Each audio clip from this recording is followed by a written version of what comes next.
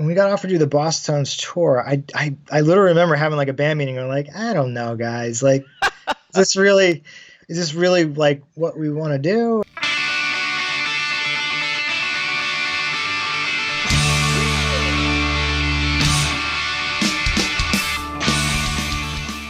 Welcome, everyone, to This Was The Scene, the podcast that takes a look back at the late 90s, early 2000 punk scene. I am your host, Mike Doyle.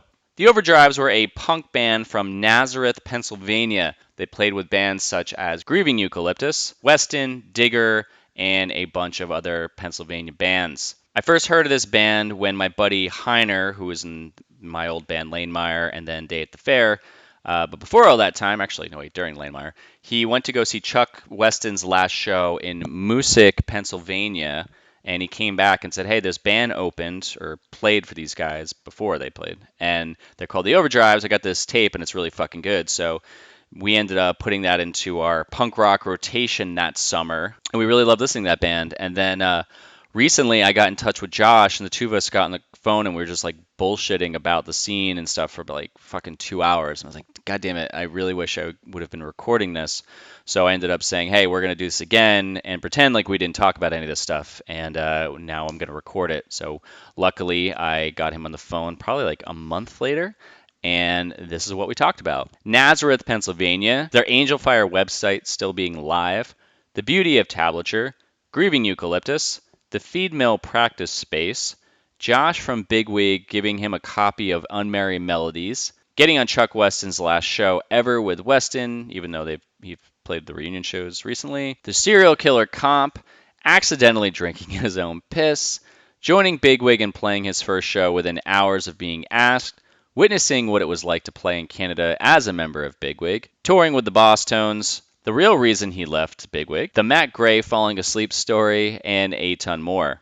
This week's is sponsored by my own company, which is me, called Drive80.com. I do animation, and the things I do are explainer videos for businesses who have a hard time explaining what they do. Logo animations, right now, I'm starting those at like $100. And I also do animated Instagram videos for companies out there that need that. I love doing any work with B2C. So if you're selling like a tangible product like beer or something that's cool like beer, then I would love to work with you. So you can hit me up at mike@drive80.com if you want to learn more. As for the podcast, make sure you check out the merch at thiswasthescene.com. And if you want to help by donating or becoming a Patreon, you can go to thiswasthescene.com and click the buttons on the top of the page to do that. It really helps keep the lights on with this thing because it just helps with paying all the extra costs that I've accumulated.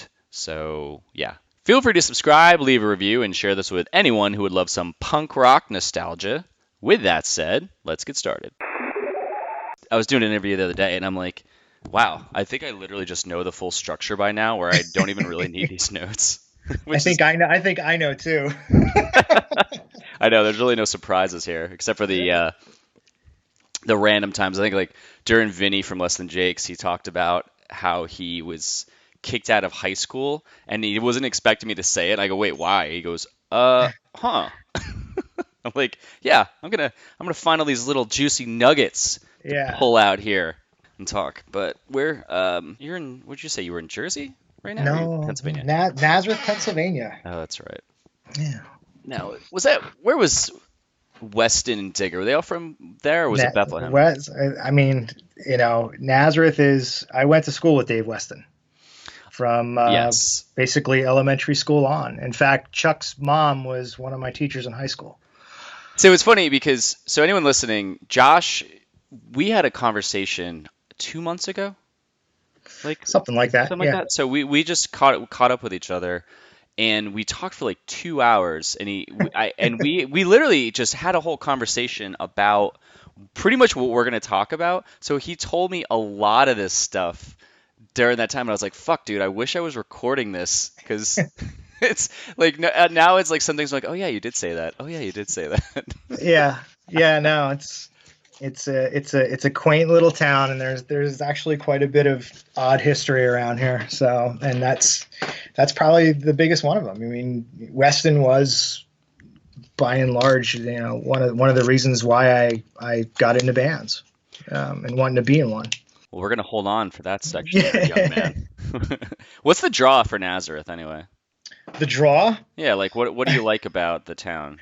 Oh, Besides like it just being like, is it just because it's hometown or? yeah, I think so. I mean, it's small. Well, it's much bigger than it was when I was a kid. Obviously, the urban sprawl kind of came in, but I've always lived in Lehigh Valley.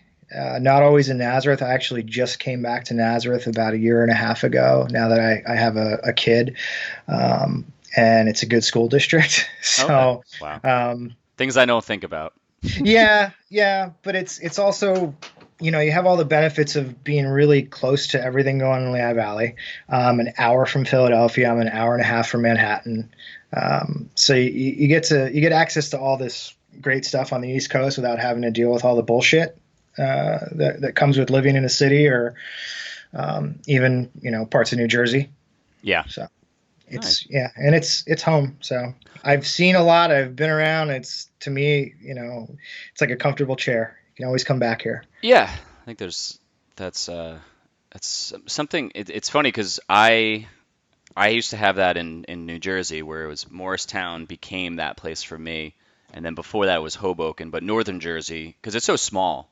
Hmm. Anywhere in North Jersey just seems very manageable because a lot of the towns aren't too far from each other in North Jersey, and Yeah. but just from life happening, I don't really feel like that. I couldn't move back to Morristown or Hoboken or any of those places because it's just I can't get that hometown feel from having been divorced.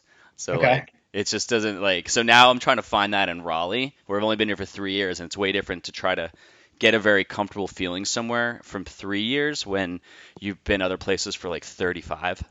Right. Right. It's so fucking different and it's cool because it's kind of new in that sense and it's fresh, but you don't really feel like you have much of a I don't know, like an attachment, like a full attachment like you did where you grew up.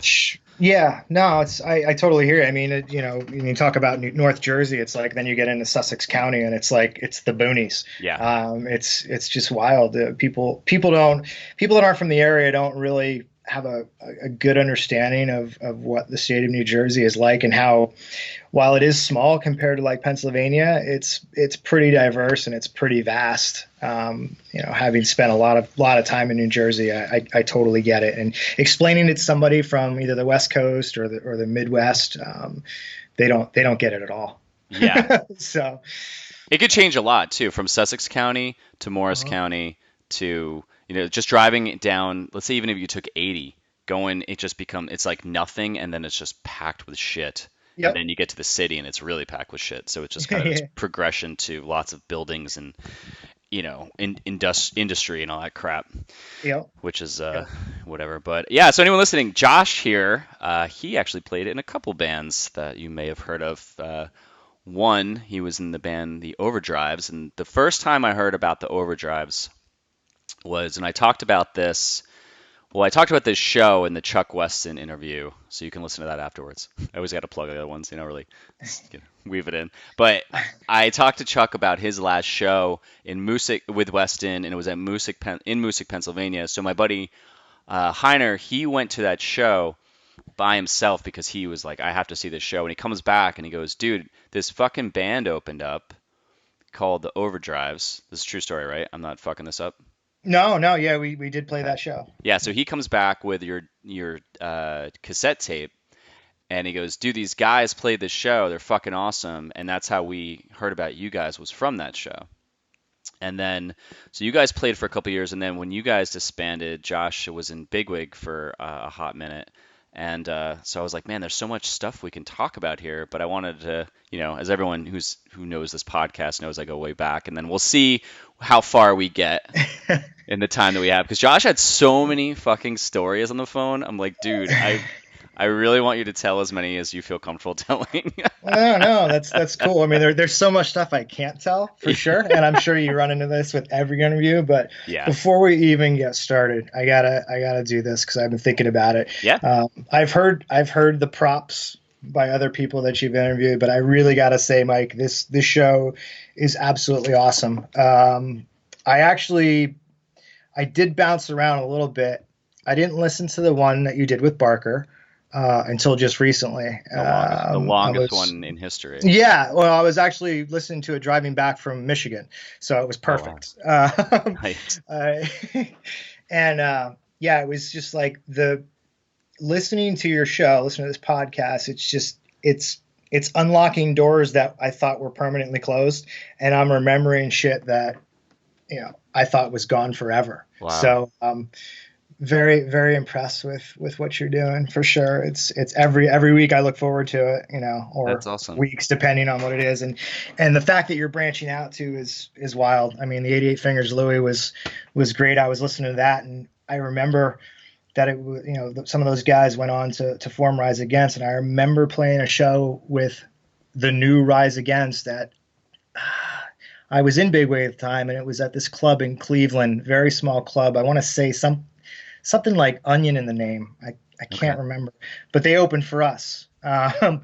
and they hadn't become what they are now. Obviously, they had just formed, and yeah, it brought back that. I totally forgot about that show. Do you ever get like really drunk or really high, or remember the times you do? I mean, mostly for me it's drunk. I like never really smoke, but so there's some times where I get really drunk and my mind wanders, and like you said, how past events unlock, and you're like, holy shit, I forgot about that. Yeah, Like, I think this is kind of like my sober way to do it for people. yeah, no, totally. I'm not much of a drinker. Never really was. God bless you. I imbibe in some herbal supplements now and again, but I've actually had to lean on Adam, the longest running and last bass player from the Overdrives, for a lot of information. We talked quite a bit, and he helped me recall quite a few things. But That's awesome. yeah, little early Alzheimer's, sitting in at almost 45. So Oh yeah. Wait, hold on real quick. You guys actually still have an Angel Fire website up. that's not surprising. That would be all Adam. Wow. Because I always have in front of me information about just things I want to kind of pick from the Yeah. conversation, and it literally, when I put in the Overdrives punk band, it's number 2 on Google, with just an RIP the Overdrives 95 to 2001 with a Okay. Bigwig uh, icon and then Ritter. Yeah. Yeah. Ritter was there's kind of a bit of a story behind that. The last group of people in the Overdrives, and we were kind of just like hanging on till the end, was Adam's brother Justin, who played second guitar and backing vocals. Incredible musician, very young at the time, but he kind of grew up around it, and he had a band. Or no, was he? No, he wasn't in that band. His cousin's band. Yes, his cousin's band's drummer was our final drummer, TJ. Okay. And when the Overdrives disbanded, or it might have even been going on like when we were kind of still a band, this second project, Ritter, which if anyone's listening, check this band out, because they were really good. They put out one record, very. I was just listening to it the other day. Actually, it reminds me of a cross between like Thrice, Green Day, and The Living End. Wow. Just solid stuff. The production value is good on it. I was embarrassed when I heard that record. I was just like, wow, I should have stopped the Overdrives a long time ago, because this is way better. Was it Just like, and we're gonna definitely go back, but like, was it a yeah, mix? Because like when you say in The Living End and Green Day, I'm thinking vocals, and I hear Thrice, I'm thinking musical structure. yeah. Musically on a level of Thrice, Hmm. but throw some Weezer in there too. So I mean, Okay. that would be the best way to describe this band. And yeah, The Living End. Actually, I was listening to Living End the other day. I don't know if you're familiar with them. Yeah. And such a great band. I remember when we first discovered them, I was like, wow, where's this band at? And I got to see them live with Adam one time, and I've never to this day ever seen a three-piece band sound so full in my life. Oh I wow. don't know how they did it. There's actually a Living End song that is very reminiscent of a Ritter song. It's crazy. Oh wow. Yeah, Nice. All right. Well, we're gonna jump back in the Overdrives, yeah. but I do Sorry. appreciate what you said though. That's very nice, and Yeah, I know that you're not, you're you said that to me when we first started talking through Facebook. You were just like, dude, I'm really digging this, and No, not I Facebook, love not it. Facebook. Or I no, don't do I don't do social media. no, text. Yeah, Yeah, you text text message. Yeah. me, and hmm I thought it was like that's so fucking cool. So it's like it helps me keep this thing going because I know that people are really stoked on Fridays when they're driving to and fro work. Right on. But Yeah. cool, man. So I want to do the typical path that I take. That this will be the 50. I don't even know 58th time I've done this. Okay. I don't know whatever this is, but so Josh, take us back to the young Josh days and tell us about young Josh and finding music and how that progressed to punk rock and so forth. Well, I've had a lot of time to think about this again after listening to your show. But this is one thing Then this better be good. I didn't need any. I didn't need anybody to open this door. I don't think I'll ever forget this. Yeah. I mean, for me, music was always a part of my life. I'm going to be 45 years old. My parents were at the tail end of the 60s, so they're divorced, but either household I was in, there was always some great classic rock vinyl. So I mean, I grew up as a young kid on like Led Zeppelin, Jimi Hendrix, um, and then Journey, Van Halen, everything, Queen, and I started getting into like my own music when I was a kid because there was this thing called Columbia House. I think that's what it was, where you could like. Yeah. Actually, just real quick, I could just bring it. Yeah, So yeah. I just did an interview 2 interviews ago before yours. I'm not gonna say what it was, but we started talking about this, so I think it's hilarious that you're bringing this up. Well, it was huge because my mom, would sign up for this, and you would get like, I forget how it worked. You would get like a ridiculous amount of tapes or records for like $1. Yeah. It was insanely cheap, and you would just get this catalog, and you would just pick stuff out, and they would send it to you. And I was getting like like Run DMC, the Fat Boys, and whatever else would turn me on. And I think the first punk rock thing I got was 7 Seconds, Walk Together, Rock Together.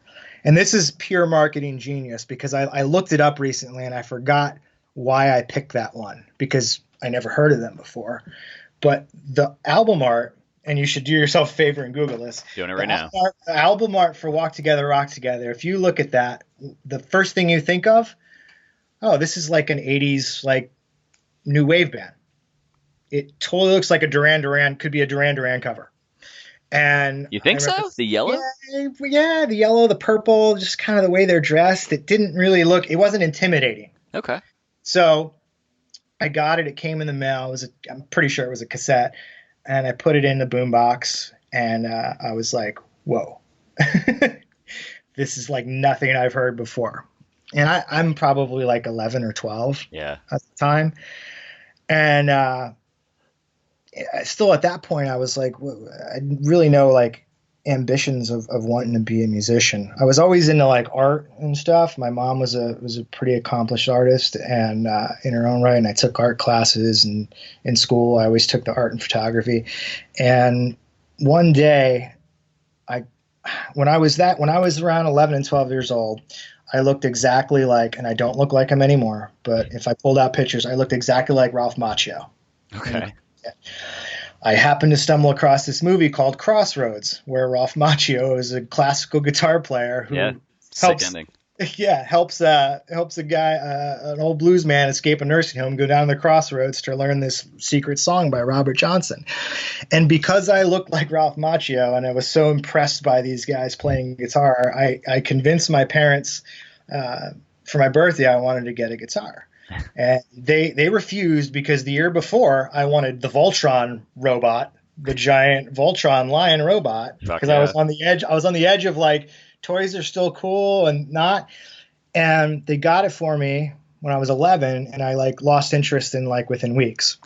So they refused to buy me a guitar for my 12th birthday because they're like, oh, it's just a fad. He'll grow out of it in a second. So instead, they rented me a guitar from Nazareth Music Center and paid for me to go get lessons.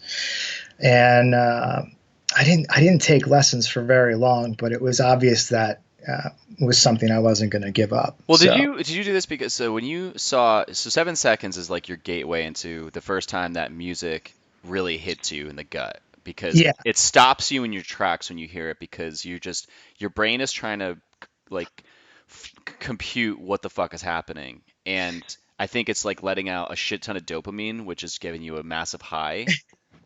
100%. And and then but then the whole Crossroads things. I've seen Crossroads. It's probably one of the best endings to a movie when they do the duel, where he's like Yes. dueling against the devil or whatever. hmm And Steve Vai. It was Steve Vai. He was playing.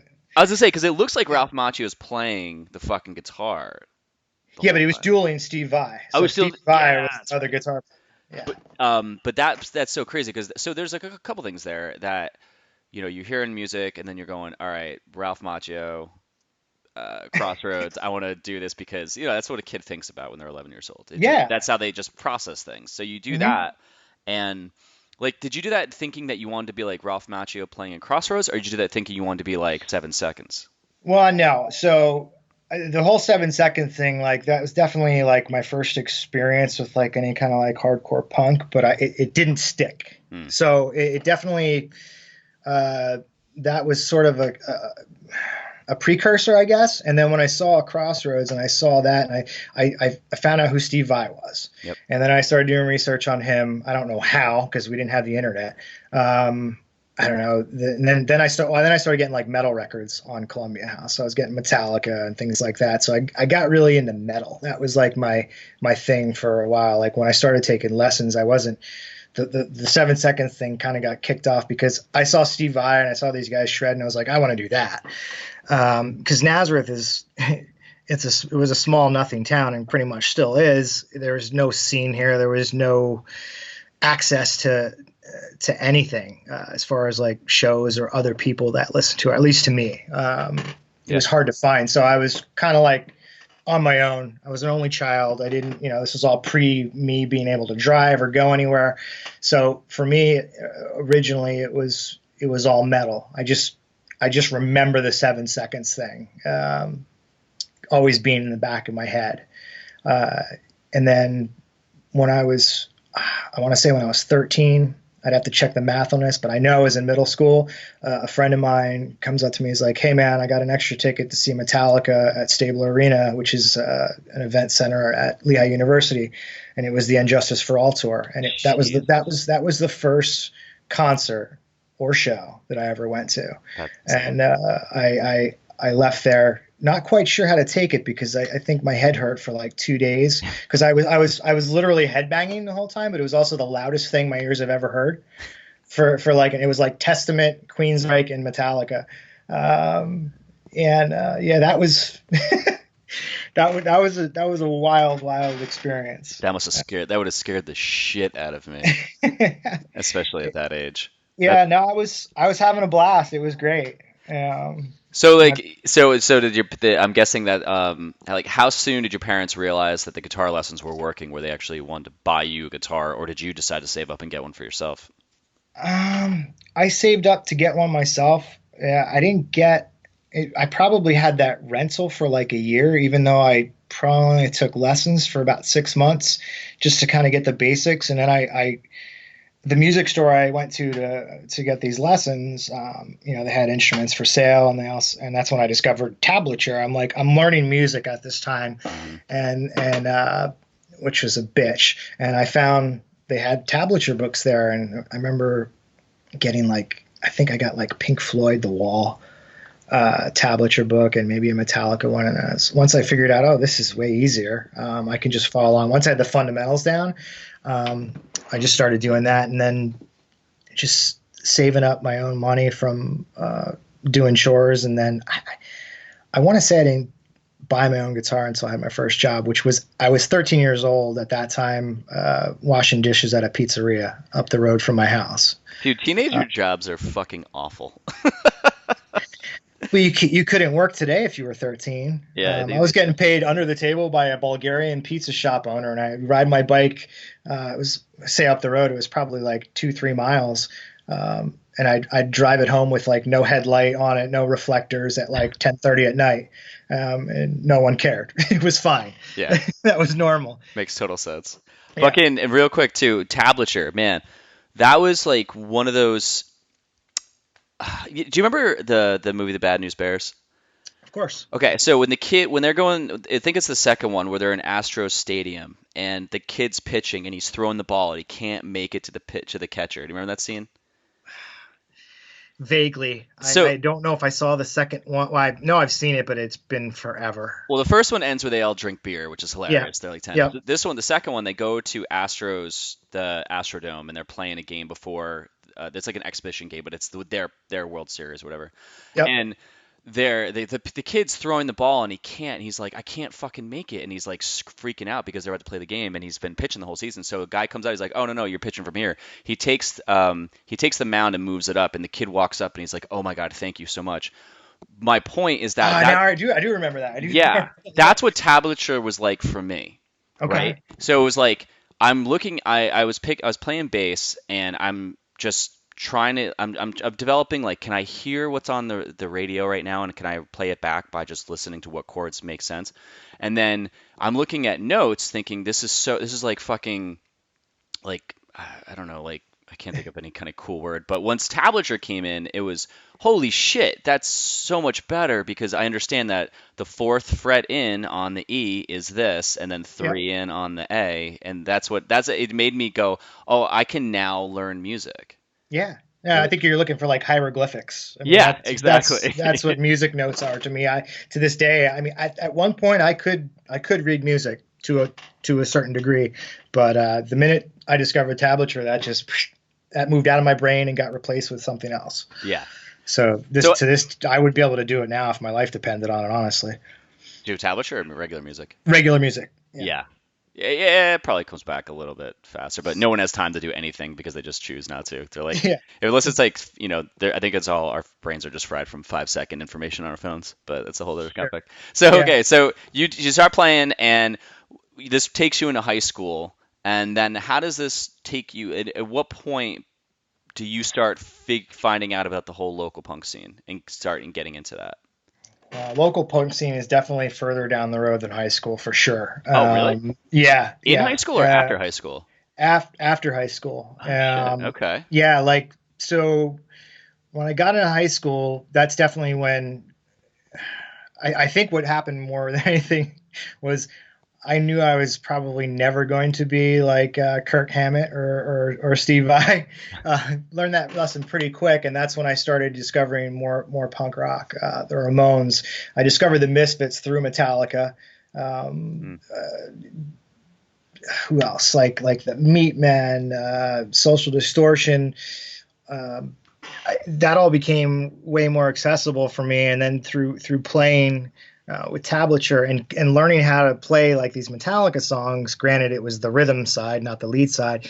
I started getting an ear for stuff, so now I could actually like listen to something like a Ramones song, and I could actually figure out how to play it. And I was like, oh, this is way easier. So that really set the stage for me getting more into punk rock. Because there was no scene, there was nobody around at that time that was into punk rock and that I knew of from where I was. When I started driving, and then I started going to see some shows locally in the Valley. I couldn't tell you like the first like true punk rock show that I saw. That I can't remember, but. Me and Dave Weston were in the same class together, and we had art together as well. And originally, Dave was a drummer. Yeah. And I remember that. I remember I was still really bad at guitar, but I went over to his house, and I brought my guitar and my amp, and he played drums, and we just goofed around and made up songs like on the fly. And recorded them on a boombox, and we called the band the Frozen Red Crayons. And I drew some cover art for it. We didn't do anything with it. It was just awful. But Dave was the first other musician that I played with.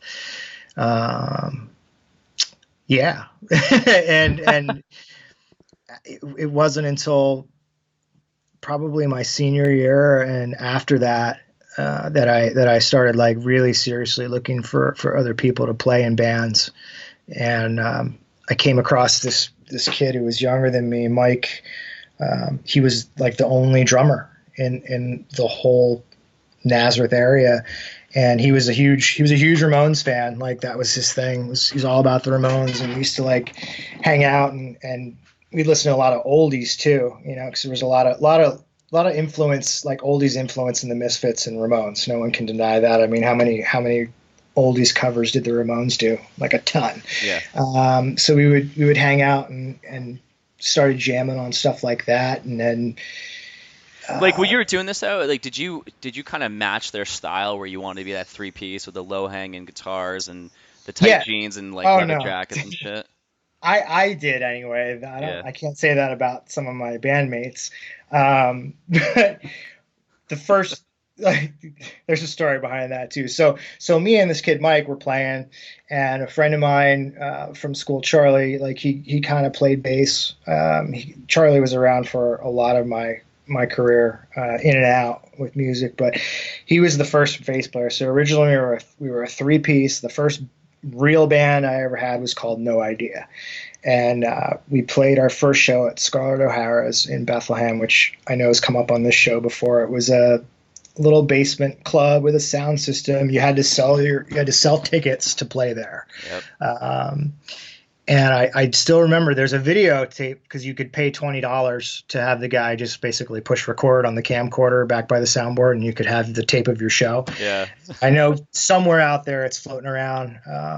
But I mean, I had Kurt Cobain hair. I was wearing a flannel. We didn't know what the hell we were. But I remember playing the show, and they announced us. We started playing, and people that went to that club would generally just go to like any show there, and they immediately started moshing. And I was like, oh my God. And I remember looking over at Charlie and being like, he was so nervous. He would like basically had his back to the crowd. And I was like, in between like my horrible singing, I was like yelling at them to look at the crowd because they were like totally getting into it and they never heard us before.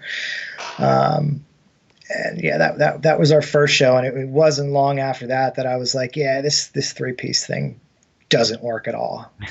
And, we ended up not really doing too much, a lot of practicing, writing songs, but then we got Mike's older brother, Matt. He was playing second guitar, and we got another bass player, Jerry. And that band was called Iris. So that was the precursor to the Overdrives. How old were you again at this point? I was definitely out of high school.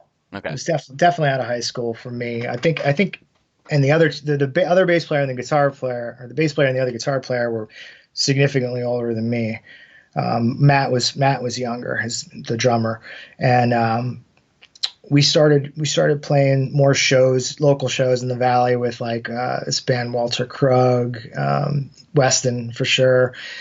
But I was always embarrassed, and it's like looking back at it now, it's funny because like everybody else in my band was like on the volunteer fire department. They had like mullets and tucked in their t-shirts and tight rolled their acid wash jeans, and I was just embarrassed because like I was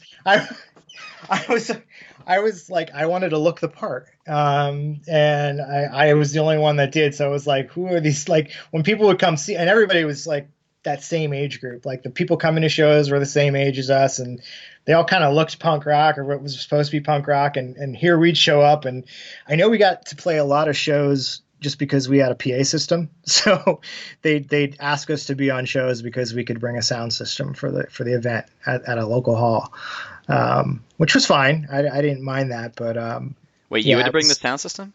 Yeah, because I mean it was just like Jersey. It was mostly hall shows. Yeah. At this time, like whatever it was, a VFW, and none of them had PA systems, and we had a pretty nice PA, so we'd get asked to play shows. Did you get to choose like your spot because of that? No, we kind of knew our where we stood in the pecking order of things. Yeah. Okay. But we started getting a little bit of a following, and we put out our own album, paid for it all ourselves. Was that life of me out, Too Far to Turn Back? No, this was pre-Overdrives, and then so we put out our own CD, no distribution. We just basically had it to sell at shows and give away to our friends. Wait, how'd you put it out? We just found someone that pressed CDs Okay. and paid for it. We paid for everything, the recording, and the CDs itself. I think we all chipped in a little bit to get it done. I mean, when I say put out a CD, maybe 200 copies, Okay. and I know it was definitely expensive. So like if we sold one for $7, that was probably what it cost. We didn't make anything on it, but that led us to there was a band, another local band here called Grieving Eucalyptus, which was like a very 50s oriented, like rockabilly punk band, 3-piece.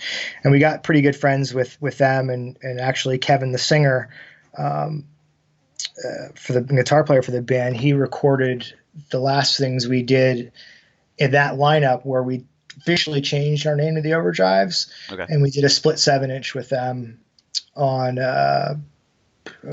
I can't even remember the label, just some local DIY label. It was Abysmal Records. Abysmal Records. There you go. Thank God for Google. I still have the 7-inch. So yeah, did that split with them and started playing some bigger shows. But I felt like I wasn't. We'd have band practice constantly interrupted by the volunteer fire company. So they'd have their little pagers on the side, and if there was an accident or a fire, we'd be getting ready to practice, and like 2 of them would just have to go. Like lots of cats and trees, boys. We gotta go. Yeah. So I after playing like more shows, I was meeting more people, and I ran into this guy Greg Heaston who I was like, I became friends with him, and I was like, I gotta move on and get some people that are like really like punk rock people, because these guys weren't punk rock. Nothing against them. They're all great guys. I still do talk to them. You just had a vision, though. Yeah, I had a vision, and it definitely wasn't theirs. I think one of them's definitely a police officer now. One of them is like a borough manager or something, and the other guy works at Martin Guitar, which is cool. So were you taking it like this seriously though, because you saw the opportunity that you just wanted to play music, or was it more like, I'm gonna do this for now, but I'm gonna do it. I want this shit to look right. Yeah, no, I mean, I knew kind of like right away. I think after I played my first show, that was when I was convinced, like, all right, this is what I'm going to do, and I'm not going to really let anybody stop me from doing it. And I'll get there one way or the other. And that'll probably explain a lot with the revolving door of members that we had in the band throughout the years. But going back, I met this Greg guy. God, I can't think of the name of the band he was in, but he ended up coming in and joining the band. I remember we were doing a little rehearsal, and I think the first drummer we had that replaced him was Tim Snyder, which was Jim Snyder from Weston's older brother. Jim and Tim. Yeah.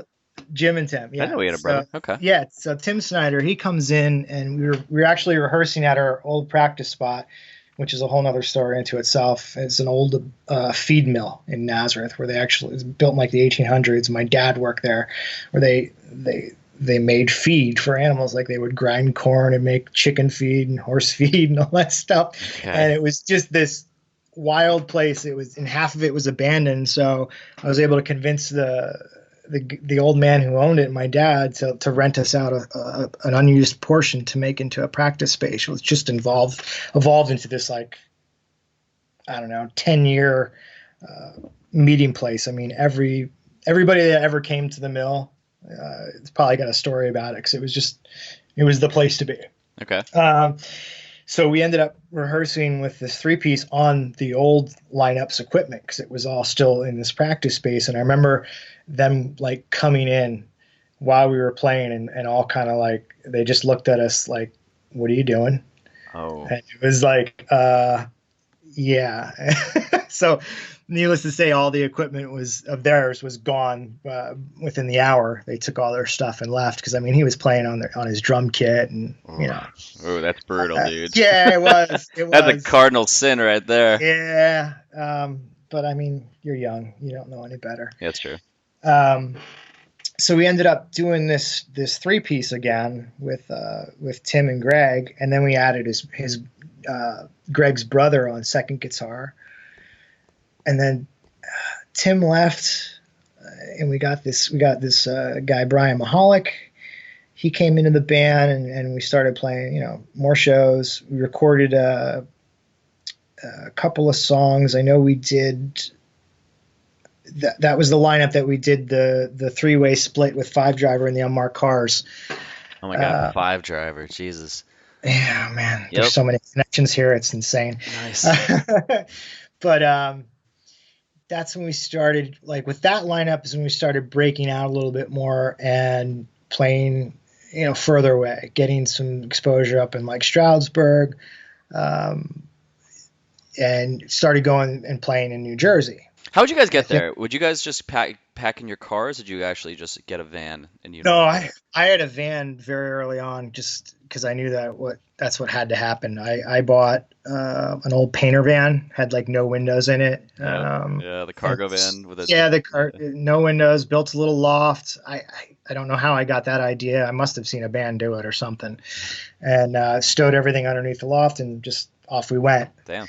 So we ended up getting asked to play a show in New Providence. It was our first, I think it was like one of our first New Jersey shows, and it was at the same, like, I think it's New Providence or Berkeley Heights, that famous hall that's there, the one where Bigwig was discovered by Strung Out. God damn it. I can't think. I'll think of it as you keep talking now. Yeah, it is by New Berkeley Heights. Yeah, so we ended up playing a show there, and it was a really good show. And we're getting ready to leave, and this guy comes up to us in the van, and it was Josh Farrell from Bigwig. Okay. And they didn't play the show, but he came up, and I was getting ready to like pull out of the parking lot, and he knocks on the window, and I roll the window down. And he's like, "Hey man, you guys are really good. Here's my band. Here's the info if you ever want to get together and play some shows." And it was a dubbed, like, remember the I think it was Maxell cassette that was like pink and yellow. Yep. It was a dubbed copy with just like, I don't even think there was anything with it but the cassette, and it had, in pen written on it the band name and like his phone number. And it was a dubbed copy of Unmarried Melodies before they released the record. I was like, "Oh, cool, man. Thanks. Appreciate it." That was it. We didn't really have a conversation. Get in the van, go to leave. I was like, "Oh, let's check it out." I pop it in the tape deck, and before we're even on 78, we were all kind of like, "Oh shit." Yeah. Our jaws hit the floor, and we're like, "Guys, we got to step up our game here. If this is what, this is what Jersey's producing, bro." I was like, we at first, honestly, we thought like, there's no way this band's even real. Like, this isn't that guy's band. There's nobody in New Jersey that's this good. Yeah. That tight, because at this point we were playing with some, mediocre bands. Just like, I mean, we were obviously mediocre, but nobody was that polished and that tight. That's kind of wild too, considering what happened later on in your band career and where you went, right? Yeah, no, it is. I mean, and so fast forward a little bit back to this whole mill thing. I ended up, it's like, well, we got to play with these guys. So I ended up booking, I want to say one of their first shows in Pennsylvania. I mean, these guys were just pretty much new. And I booked a show at Scarlett O'Hara's, and it was us, Grieving Eucalyptus, and Bigwig. And the fucking club owner never showed up or canceled the show or something, like the day of. And I'm like, this is great. I'm like, I want to get in good with this band because like they're obviously going somewhere. They're really good. And the show gets canceled. So I'm thinking like, this is a disaster, right? And so we went to like Kinko's or Staples or something, and we made a bunch of signs up. And I said, screw it, I'm just gonna like move the show to our practice space, which was big enough. It was a massive warehouse space, completely not allowed to be doing it, but I was like, I didn't care. Yeah. So I like put signs on the door of the club. I mean, there was you couldn't send out a Facebook post or an email blast or anything like that at this time. It was just flyers. So I put flyers that like actually had directions to where to go, but you had to go from Bethlehem to Nazareth. I think 3 or 4 people showed up. Oh God. but we all played. Bigwig shows up, and I remember Tom being real pissed about it because it was a far drive, but I paid them $50 out of my own pocket, just for gas for coming out there. And I know they really appreciated that. And I think that probably was, well, that was definitely the start of the relationship, because they were just like, they were so stoked to get paid something for their time. 50 But bucks actually wasn't really something to like laugh about too. Like that was a no, good chunk of change back then, especially because gas was about $1.80, $2 a gallon, I think, maybe less than less. that Yeah, it probably. might have been Yeah. fucking 70 cents a gallon back then. Yeah. Maybe down in Georgia, down in like No, Georgia. man, that shit was like I remember because I was I was a petroleum transferal specialist when I was 17, and Nice. it was about I think it was like 70 cents to 80 cents. I thought. Okay. I don't know, maybe I could be fucking wrong. Maybe I'm thinking of cigarettes too. But Yeah. I mean, you can get some distance out of that now with shit being $3. I mean, $50, you'd Oh, be like, get the fuck out of here. barely fill a tank. Yeah. Yeah.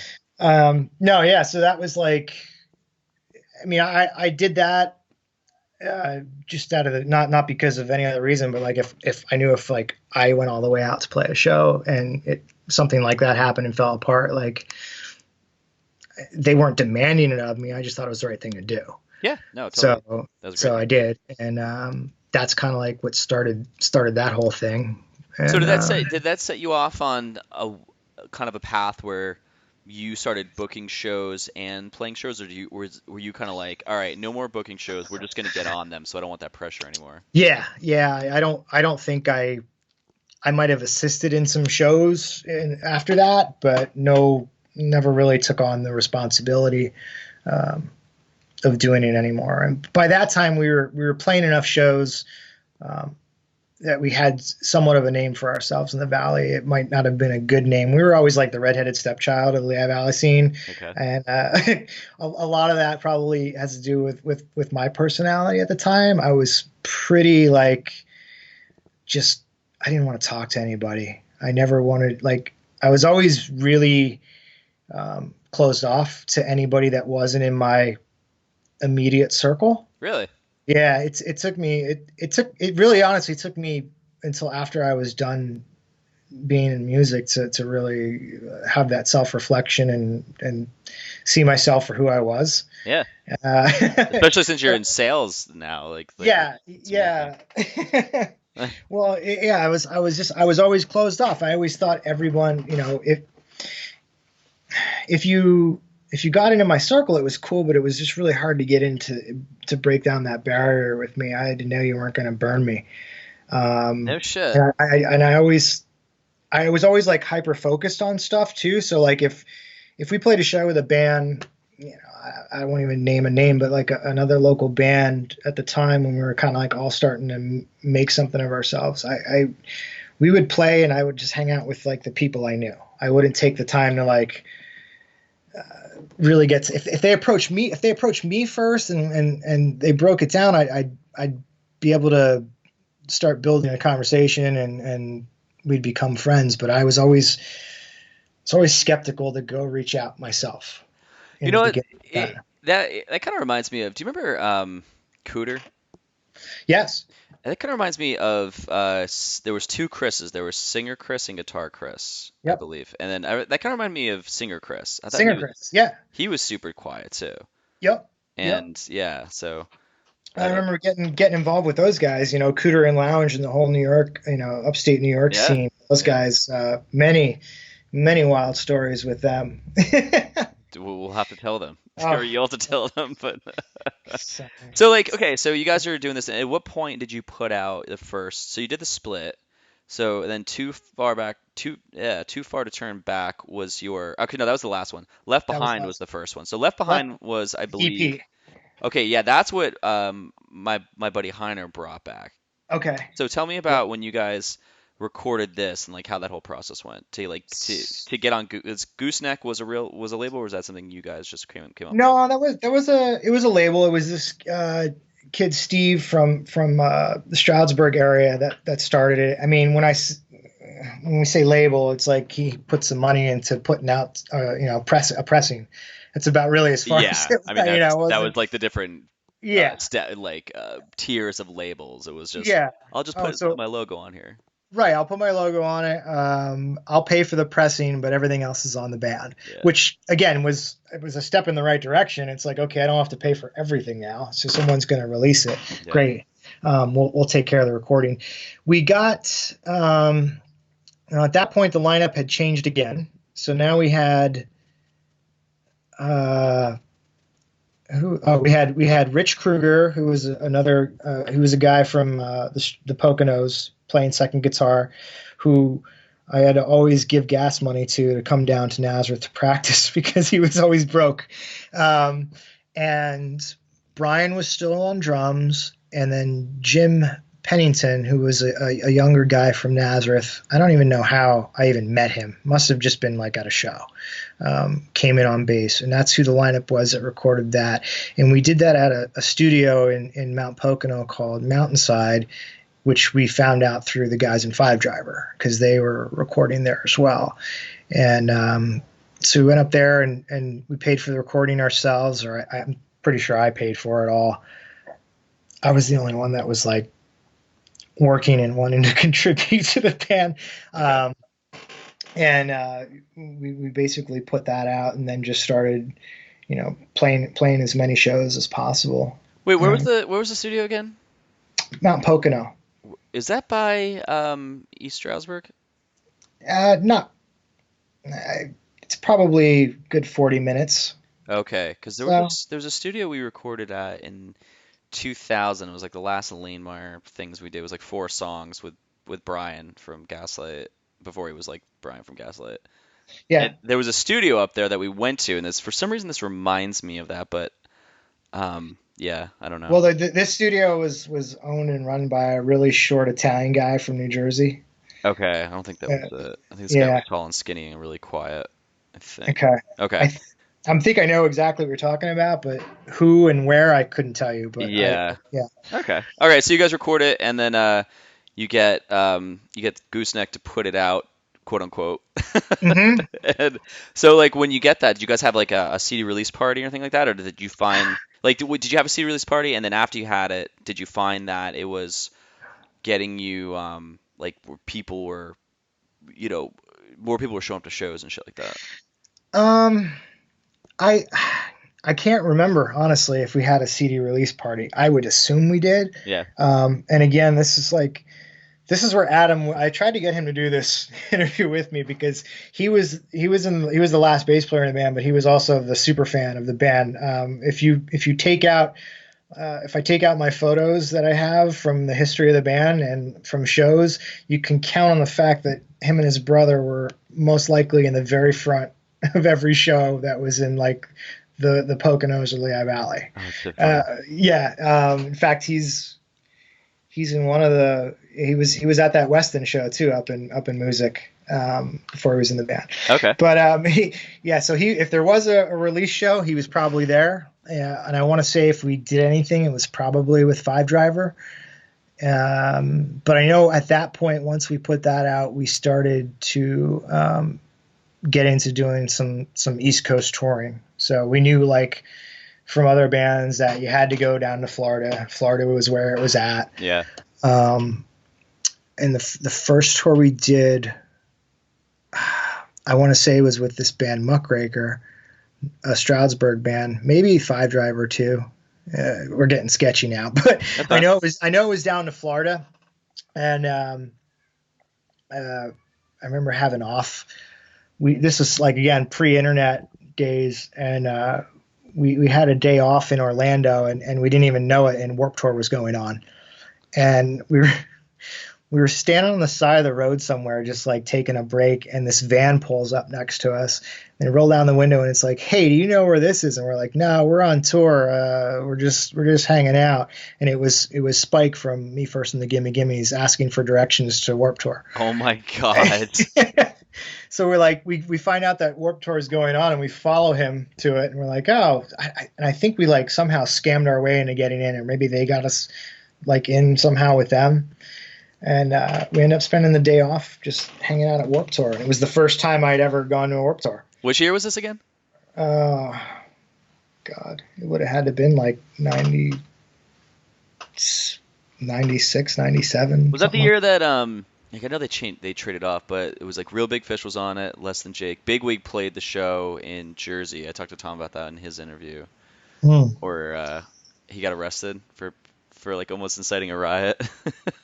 Yeah, But I don't know I don't I know don't think the they played the year. Florida one, but the big bands on that like shit Social Distortion. Do you remember them being on it? I think they were on that one. I think they were. I Okay. think they were. Yeah. Yeah. Yeah. Okay. Yeah. That was like the We, only warp. That was like the only Warped Tour in Jersey I ever went to because I was like, this is too much for me. yeah, no, it was the first one I think any of us had been to.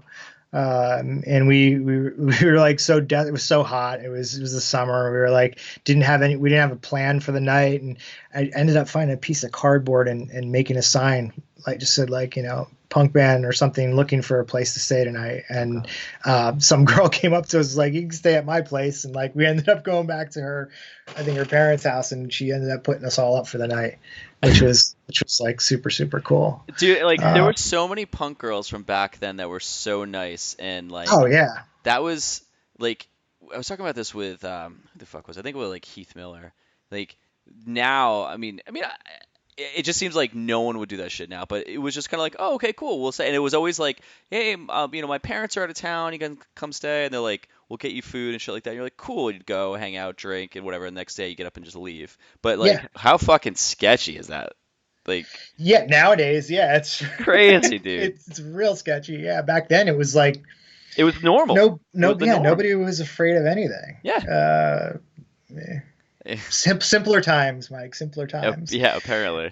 But yeah, I mean, I want to say we did that tour with the old book your own fucking life Yep. uh, type deal, calling cards, all that, no real agenda, hoping the show was going to go down. And that was an experience. I remember it was a couple shows along the way down to Florida.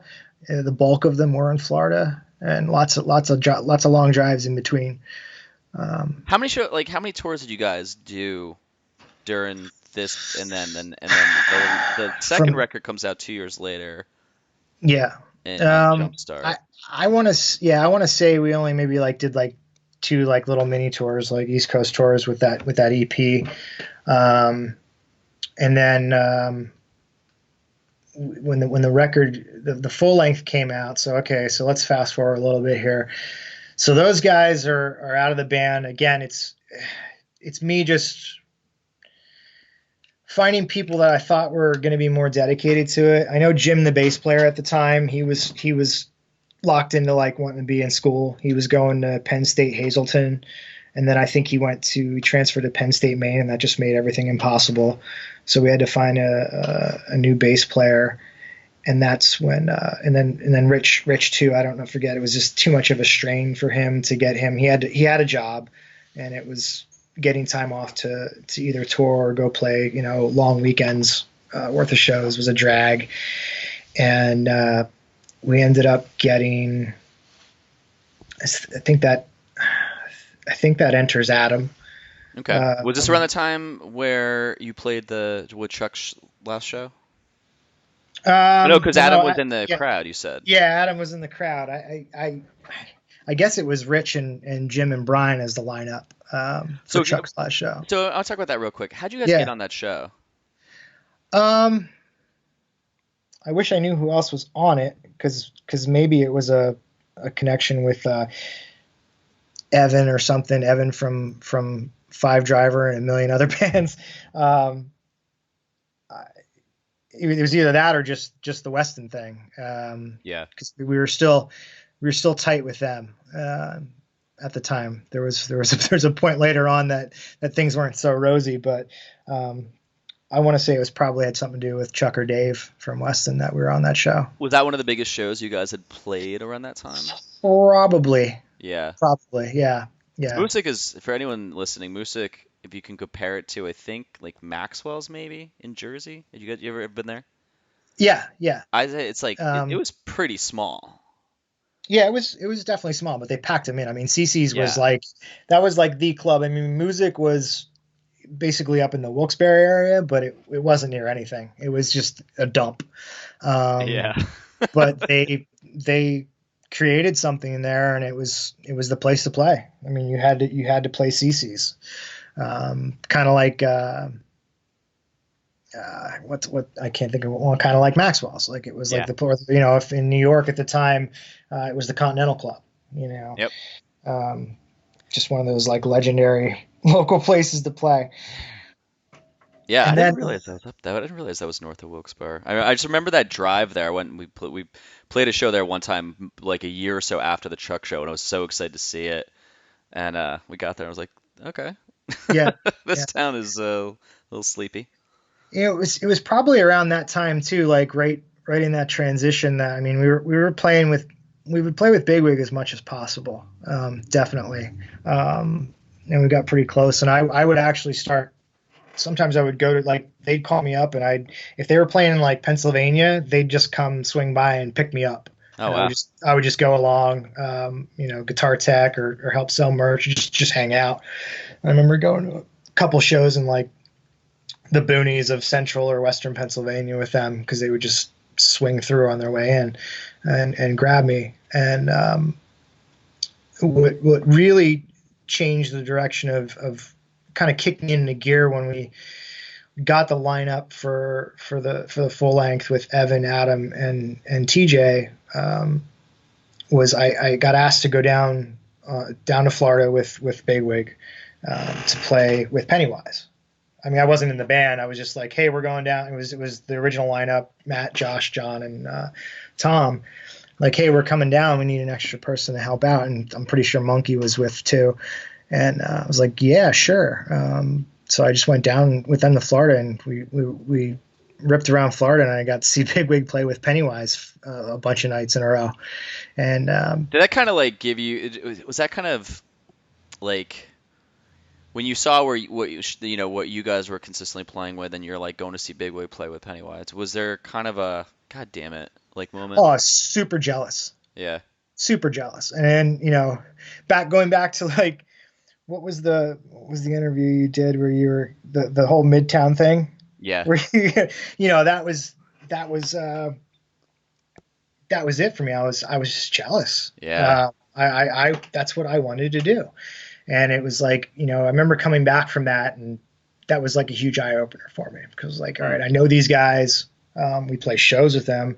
They're doing this. We got to figure out a way. And that's when we kind of like started like kind of changing our sound a little bit too. Definitely we had earlier in our career, I think we definitely had like more of like a face to face sound. And then we Yeah. kind of just started like amping it up. And I don't want to say like, I don't ever think we sounded anything like Bigwig at all. But we just kind of sped things up. I wanted to do more with the writing, the harmonies, and the vocals. Even though I hate my voice, I don't look back at anything we've ever recorded and go, man, that was really good. Maybe like a couple of songs where I'm like, yeah, that was actually really good. But for the most part, I'm a huge critic of myself. Like, just I didn't like it. Yeah. But I think we all have a little bit of that in us. We're all super critical of our own stuff. I love my voice. I'm kidding. I definitely can hear some things where like I'll listen to certain things I've recorded and I'm like, oh god, that note is so embarrassing, or I'm like, oh god, that lyric sucks so much. I hate that people hearing this. Yeah, yeah. Like I listen to some of the stuff now, and Adam again's made it super accessible. He's put pretty much everything we've ever recorded on YouTube. Yeah. And I'll listen to like some of the older stuff, and I'm like, yeah, there was really good aspects of that song. Love to do it all over again. Love to record it right. We were always on such a either a time schedule, or it was usually budgetary, where we only could afford whether the recording studio was charging per song or by the hour. We had to rush stuff through, so it was never perfect. We could never just sit in there and like get it right. So we just did the best we could. Was there any labels you were trying to get on at this time? Like bigger labels? Like, Fearless was always, Yeah, especially, it seems to me like Fearless would have been on your radar since Big yeah, was on there. for sure. Like Fearless was the key, and we put out.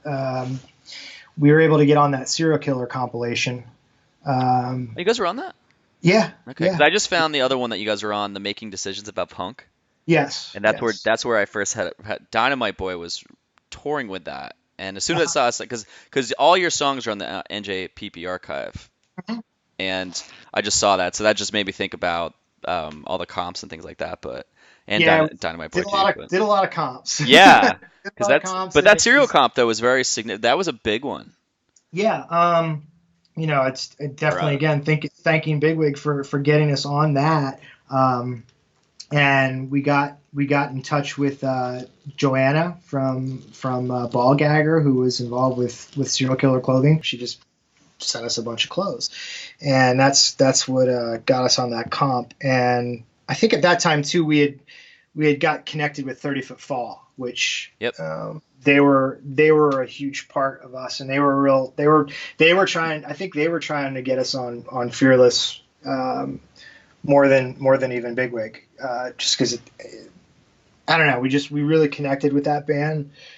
They came up and we ended up playing like a show with them up here and just hit it off. And the next thing you know, they're having us down for their annual Christmas show. They would do a show every Christmas at Fitzgerald's in Houston.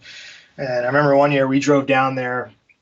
We drove all the way to Houston. I don't even think maybe we had like 2 or 3 other shows booked along the way just to play the Christmas, like on Christmas night, because this was like a thing. It would sell out. It was just one of Yeah. the shows ever. And I still have posters in my office here at home. Wait, and that was Uh, 30 Foot Fall?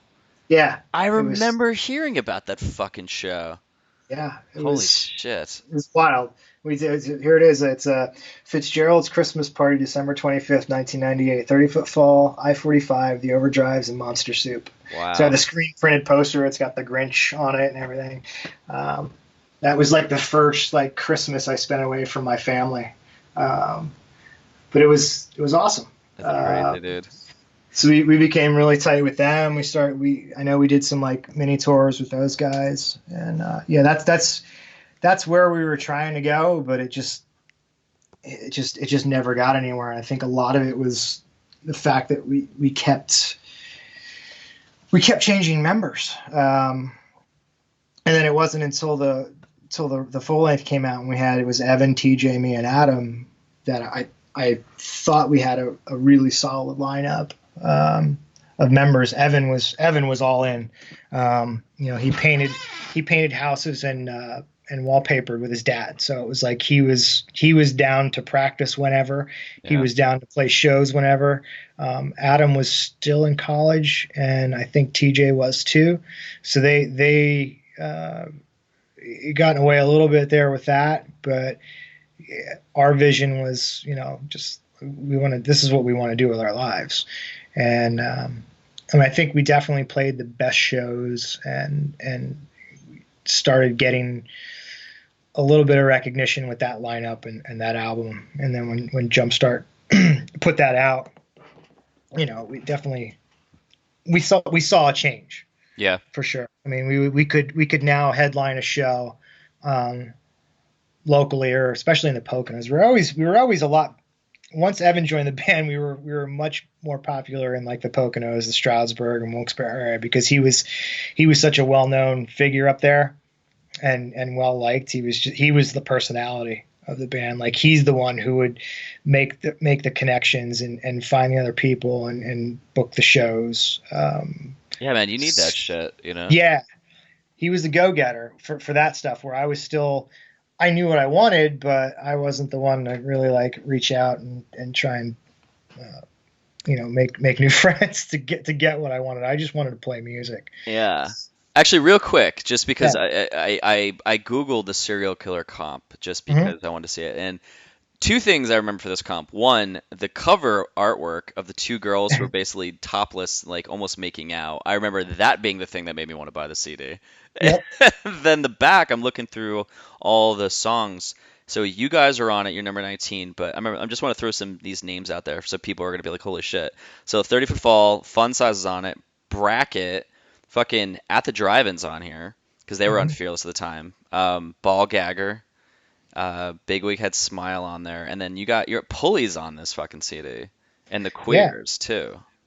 That when that came out, that was like a big deal to us, man. Yeah, dude, Blink Yeah. 182 is on here. Jesus Christ! Yeah. Wow, dude, that's nuts. Yep. Okay, and Strung Out. Yeah, wow. Yeah, anyone out there, go just Google Serial Killer CD compilation, and then go to images. I can't remember the name. It was two porn stars for sure. Was it But Janine? Was she the one from that the? wasn't Janine. I knew their names at the time because I was like, yeah.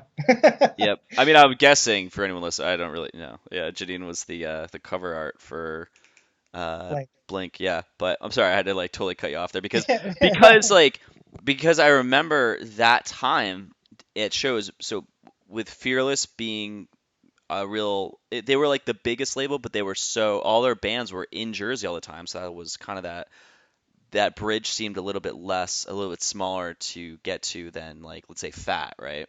yeah, And then that compilation, because I remember all the clothing that was being sold at shows, like that compilation, that's the name Serial Killer was just being thrown around all the time back then, and that was just like yeah, there was such a big, everyone like had that fucking comp, and that right. one, and then the other one, like I said, the Making Decisions About Punk, like I remember getting that because of I think the Dynamite Boy show that they played in Berkeley Heights or something like that. So I had to throw that in there for anyone because I think some people listen to that. But so you guys, getting back to um, you guys actually getting some recognition because of Evan Yeah. and because you were Mr. Shy. Yes. So yeah, I mean, once we started playing, bigger shows, going out to the, we went out. We went out. I know we went out to Chicago and played the Fireside well before that.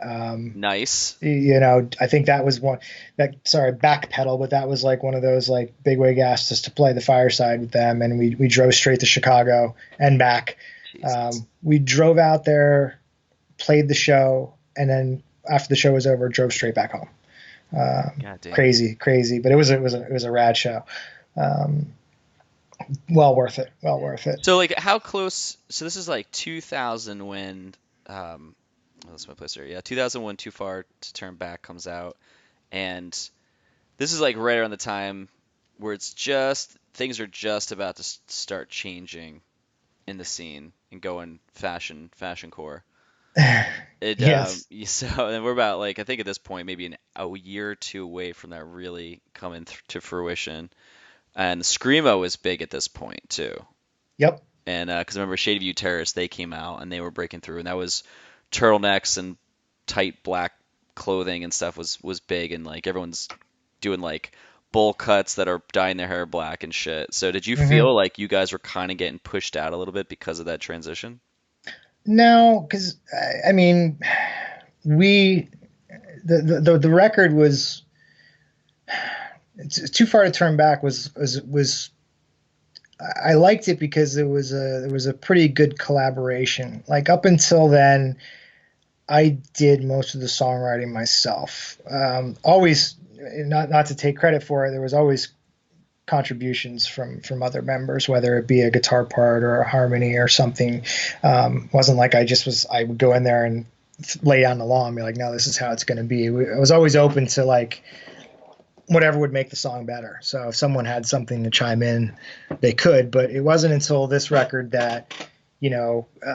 Evan brought a lot to the table, and it was nice to not have everything or the bulk of it thrust upon me. Like I would still come up with a lot of times the main parts of the songs, Okay. and then things would get added. But I know Evan had a bunch of riffs that were, you know, that's what started the song, and even Adam.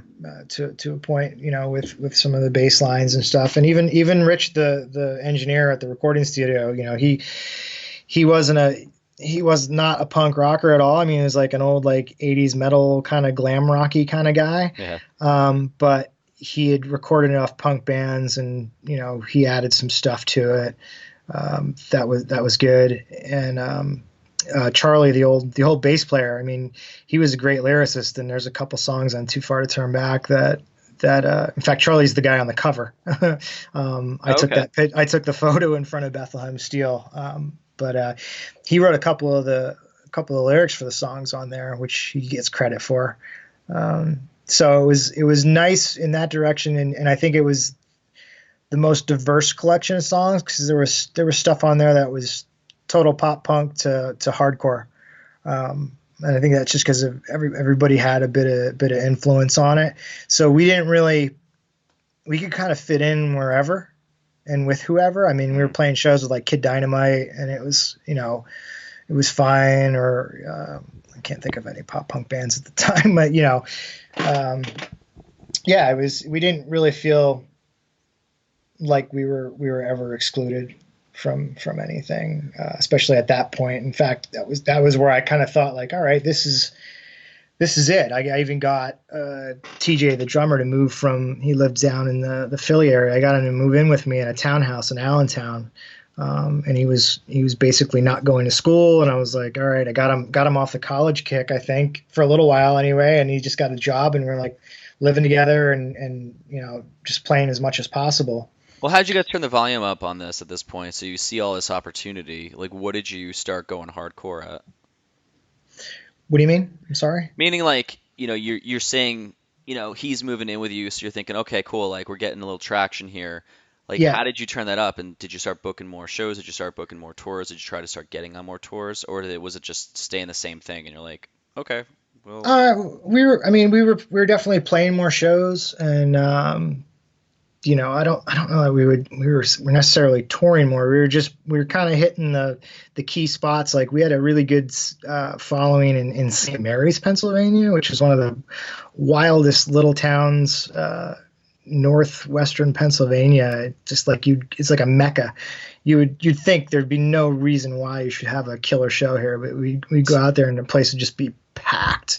They just were starving for it. The kids out there wanted shows. I don't think it mattered who played, but we were playing there consistently enough, and we started finding these pockets, and we would make sure that we routinely, every few months we'd get out there and play a show. And one funny story, in fact, when we were recording Too Far to Turn Back, we got offered a show at the TLA in Philly with I think Weston was on it too, and it was like that was. I think we played there twice, but that was the first time, and it was like, well, what do we do? We're in the middle of recording an album here. We're staying at the guy's. The guy he basically had a second house, and the studio was in the basement, and the upper part of the house was basically there for us to stay in while we recorded, which was fantastic. yeah. So we're like, well, we got to play the show. It's huge. So we ended up going down, driving down to Philly with all our stuff, and playing this very big show. And then coming back that same night to record, finish recording the record. Did you fuck up anything, like your voice or anything because of that? No, I don't think we were at that point yet. I think we were just doing instruments. Okay. We did all the vocals last, so Yeah. I don't think anything got messed up with that. But where was I going with this? I lost my track. Oh, so yeah, playing shows, and then you know it wasn't too long after the record came out though that it was kind of like all just like starting to fall apart. I know the first thing to go was I think Evan. Yeah, Evan was just done, and I think he wanted more. I know we didn't always see eye to eye, but I'll never say anything bad about that guy. He's as determined as anybody I've ever met in that industry. That must have been a bummer too, because since he was, like you were saying, he was kind of getting you guys on a lot more shows, and Yeah, he was like the mayor of certain towns, basically, from what it yeah, sounded like. that was. That's been I a would hit. say that. Oh yeah, I would say that him leaving was like, wow. I don't think we can really do this anymore, and that's when Adam's brother stepped in to kind of fill the void, and his younger brother was an amazing guitar player, probably one of the best I ever played with, and he could sing too, and he had better pitch than me, and we actually wrote a few songs with him before he did the Ritter thing, and but that was pretty much the beginning and the end for the Overdrives, and I knew it wasn't going to be long before I had to figure something out. But it was still going, and that probably brings us up to that point when the So tides turned a little bit. yeah, yeah. I mean that's the thing too. I think because you're 5 years older than me, so at this time you were like 24 around that time, right? Yeah, yeah. Yeah. And we've talked about this in other interviews where I think it's so funny that 24-year-olds had this kind of this crossroads, if you will, to bring it back, like where they're going, okay, everyone's graduated from college by now. I'm 24. I'm 2 years out of when I should have been in college. And you kind of start thinking, like, I have to really get a real job or I have to do something with my life now, which is hilarious to me because I look back at it now and I think anyone could be into their like fucking well into their 30s and still maybe figuring this shit out. Or I think that's when the conversation really needs to be had when you're like hitting 30 or just getting over. You're like, all right, I need to figure something out because I can't just be sleeping on fucking floors the rest of my life. Well, exactly. And I mean, for me, I was fortunate enough that that place I talked about, the mill, which I actually lived in for a while, with the mice and the rats. My dad, like I said, he worked there from like high school until the place closed down, and it was just him and the owner, who was in his 70s at the time. He's obviously since passed, but he basically let me work there when I wasn't on tour. So for cash. Wow. So I would go play shows, I would go on tour, do whatever, and literally I'd come back and just go to work. So I was working, and at one point I'm working, living, and practicing at the same place. Like I would go to, it was this dirty little dungeon of a place, but it was home. It's where we did all our writing, we did all our practicing. I would go to my mom's house to shower. In the wintertime, I had a kerosene heater and I had a microwave, and I'd go to the grocery store and buy like Tina's burritos, and I had the worst diet. Wow. I accidentally drank my own piss the one night because I woke up in the middle of the night and I grabbed an iced tea jug that I was peeing in, and I thought it was iced tea. Yeah. Oh my God. You're like, that's not Snaffle. Yeah. No, it was bad. But yeah, I mean, I and my parents always, especially my mom and my stepfather, were super supportive of it because they knew I wasn't going to go to college. I had zero interest in it whatsoever. And they kind of looked at this time in my life as like, this is your college. Yeah. And they definitely helped out. I know they covered my rent later on in life when I didn't live in a feed mill. Every now and again when I'd be out on the road and I couldn't make it, couldn't be gone too long, and they definitely supported me. And me and my mom talked about this the other day. The money that they invested in me to do the things that I wanted to do is probably still significantly less than what they would have invested in me going to college. Oh, fuck yeah. And and now I have a job that, most people would need at least a bachelor's degree to get, but I somehow hustled my way into it. So I tell anybody that, and anybody listening to this, if you're on the younger side, do the fun shit first. You can always go to college later. Oh, totally.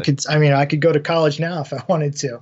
Nothing's going to stop me from doing it, but you can't turn back the clock and do the cool shit that we did when we were younger. It's much harder now. Yeah, unless you just decide you don't care if you're going to be going into your 50s and doing this lifestyle. Like, you really have to have a mental check-in with yourself and be like, I'm okay with this. But I think that's a very small percentage of people who are going to do that. Yeah, not for Right. sure. So what's the transition? So we're about an hour and a half, but I do want to touch a little bit on the whole Bigwig side of it too, and talk a little bit about that. Just because you were in that. So like, how did that transition happen? Like, because I mean, obviously you say you're coming to the end, and like what finally just broke the band up? Well, I mean, the band, I think definitely officially ended because I do remember like our final show. It officially ended when I got asked to be in Bigwig. Interesting. So talk about that, like how that all happened and how you decided that was going to be just the direction to go in. At this point, we weren't like breaking up. We weren't broken up. Adam's brother was in the band. We were still playing, and TJ, I think, was still living with me in Allentown, and I got a phone call from who the hell called? I don't know if it was Tom. No, it was Tom. He called me up, and this was the Matt Gray, Jeremy Hernandez, Max Yep. era of Bigwig. Um, Tom calls me up. He's like, "Hey, Jeremy just quit. Um, we're playing a show tonight with Newfound Glory in Lancaster. Can you come play?" Wow. And I was like, it was like, I want to say it was like noon. So Lancaster's, I mean, it's not that far from me, maybe like 2 hours tops. And I'm like, yeah, sure. So I had my girlfriend at the time drive me out there so I could sit in the back seat with my guitar and just try and learn these songs. Wow. So I'm like, wow, this is really way into the deep end. But I was like, when I got asked to do this, it didn't even dawn on me like, oh, well, this is my chance to be in the band. This was just like me helping out at that point. Yeah. And so I get to the club and I'm thinking, I didn't know what songs they were going to play. I didn't get a set list, or we didn't have cell phones to like go over this. So I show up as early as possible, and me and Max went downstairs in the dressing room. And I was like, look, I know how every song goes. Like, I know, you know what I mean? Like, I knew the lyric, I knew the verse, chorus, all the breakdowns and stuff. I said, I just don't know what to play. Yeah. So he sat there with his bass and just went over all like chord progressions for every song. Wow. And there's a lot. I mean, there's a lot of changes in those Bigwig songs too. Yeah. Right? Well, they definitely. I do remember it was like a much simplified set list compared to probably what they would have played. Yeah. So they definitely like chose the easier songs. Invitation to Tragedy, I don't even think it got released. It was recorded, but I don't think it was released yet. Yeah. And so yeah, definitely kept my amp turned down, and I know I made a ton of mistakes, but I just kind of was like, whatever.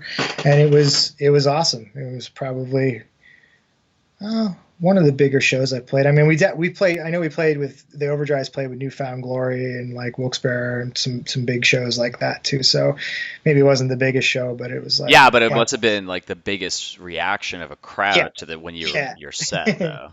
Yeah, there you go. I mean, that's what I'm so fascinated by this, because I've always focused that people have a vision of trying to get somewhere, right? And you wanted to get to a level with the Overdrives where you're playing shows that had that reaction, right? Yeah.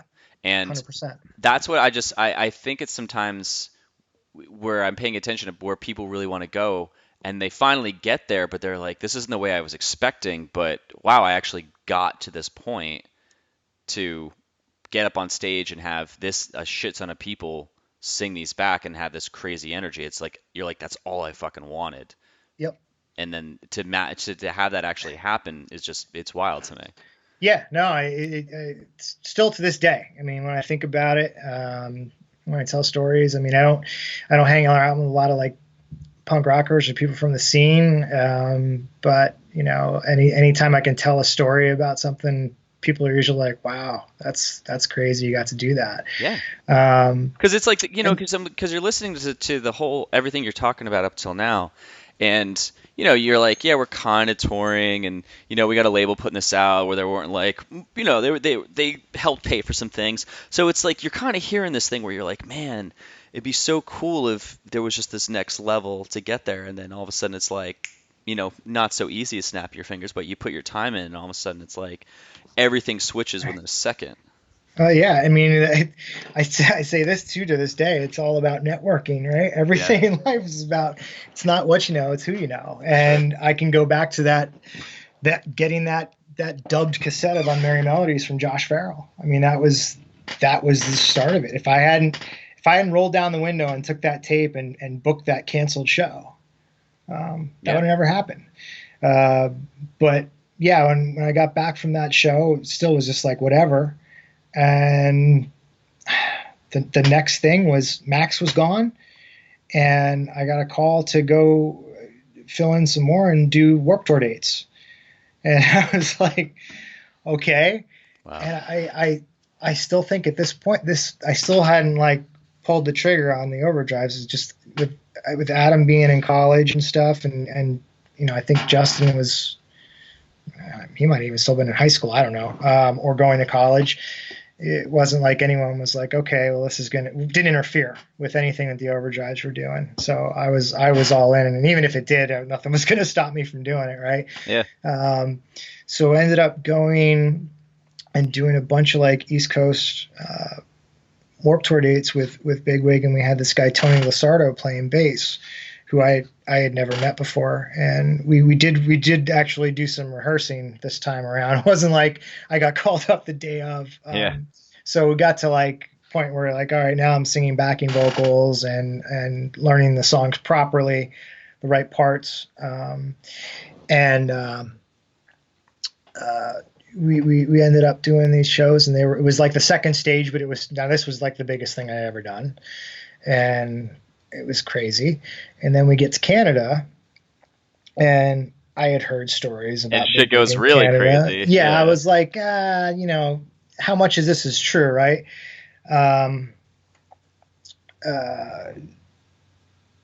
We get to Montreal. I think it was Montreal first, and all of a sudden we find out that we're on the main stage, and I'm like, what? Like this? All right, so we're in Montreal. We're getting, we're playing later in the day. We got interviewed by Much Music up there, which I did find on YouTube. It took me forever to find, but Okay.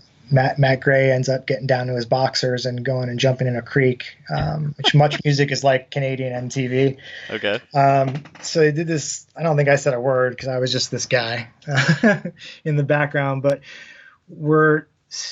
main stage in Montreal is they have the two main stages together right next to each other. So like when one band's playing, the other stage is getting tore down and the next band's ready. And the Bouncing Souls are playing their set. And we start setting up our stuff, and I still can't. This is 100% true, and nothing against the Bouncing Souls. I love that band, but the Bouncing Souls are still playing, and everyone is leaving the front of the Bouncing Soul stage and making its way over to the front of the stage we're about to play, mid set. And we're talking like 60,000 people here. It's insane. I mean, there's like literally hardly any photographic evidence or video of that I know of. I'd love to see it. But yeah, it was just insane. And this was like number what show you're playing with them? Maybe like 4 or 5. And you're just helping out at this point. You're not even in the band. You're just like, sure, Tom, I'll come and take a drive and play some shows in front of 60,000 people. That sounds kind of cool. Yeah. Wow. And then we went to Toronto. It was the same thing. It was the main stage, and we played inside the what is it? Whatever the dome wherever the baseball team up there plays, the Blue Jays. Oh, okay. We played like inside the dome. That's where they had it.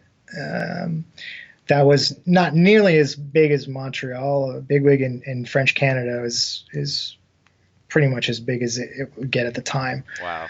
And then it wasn't until after that was over, that's when I officially was like asked to be in the band.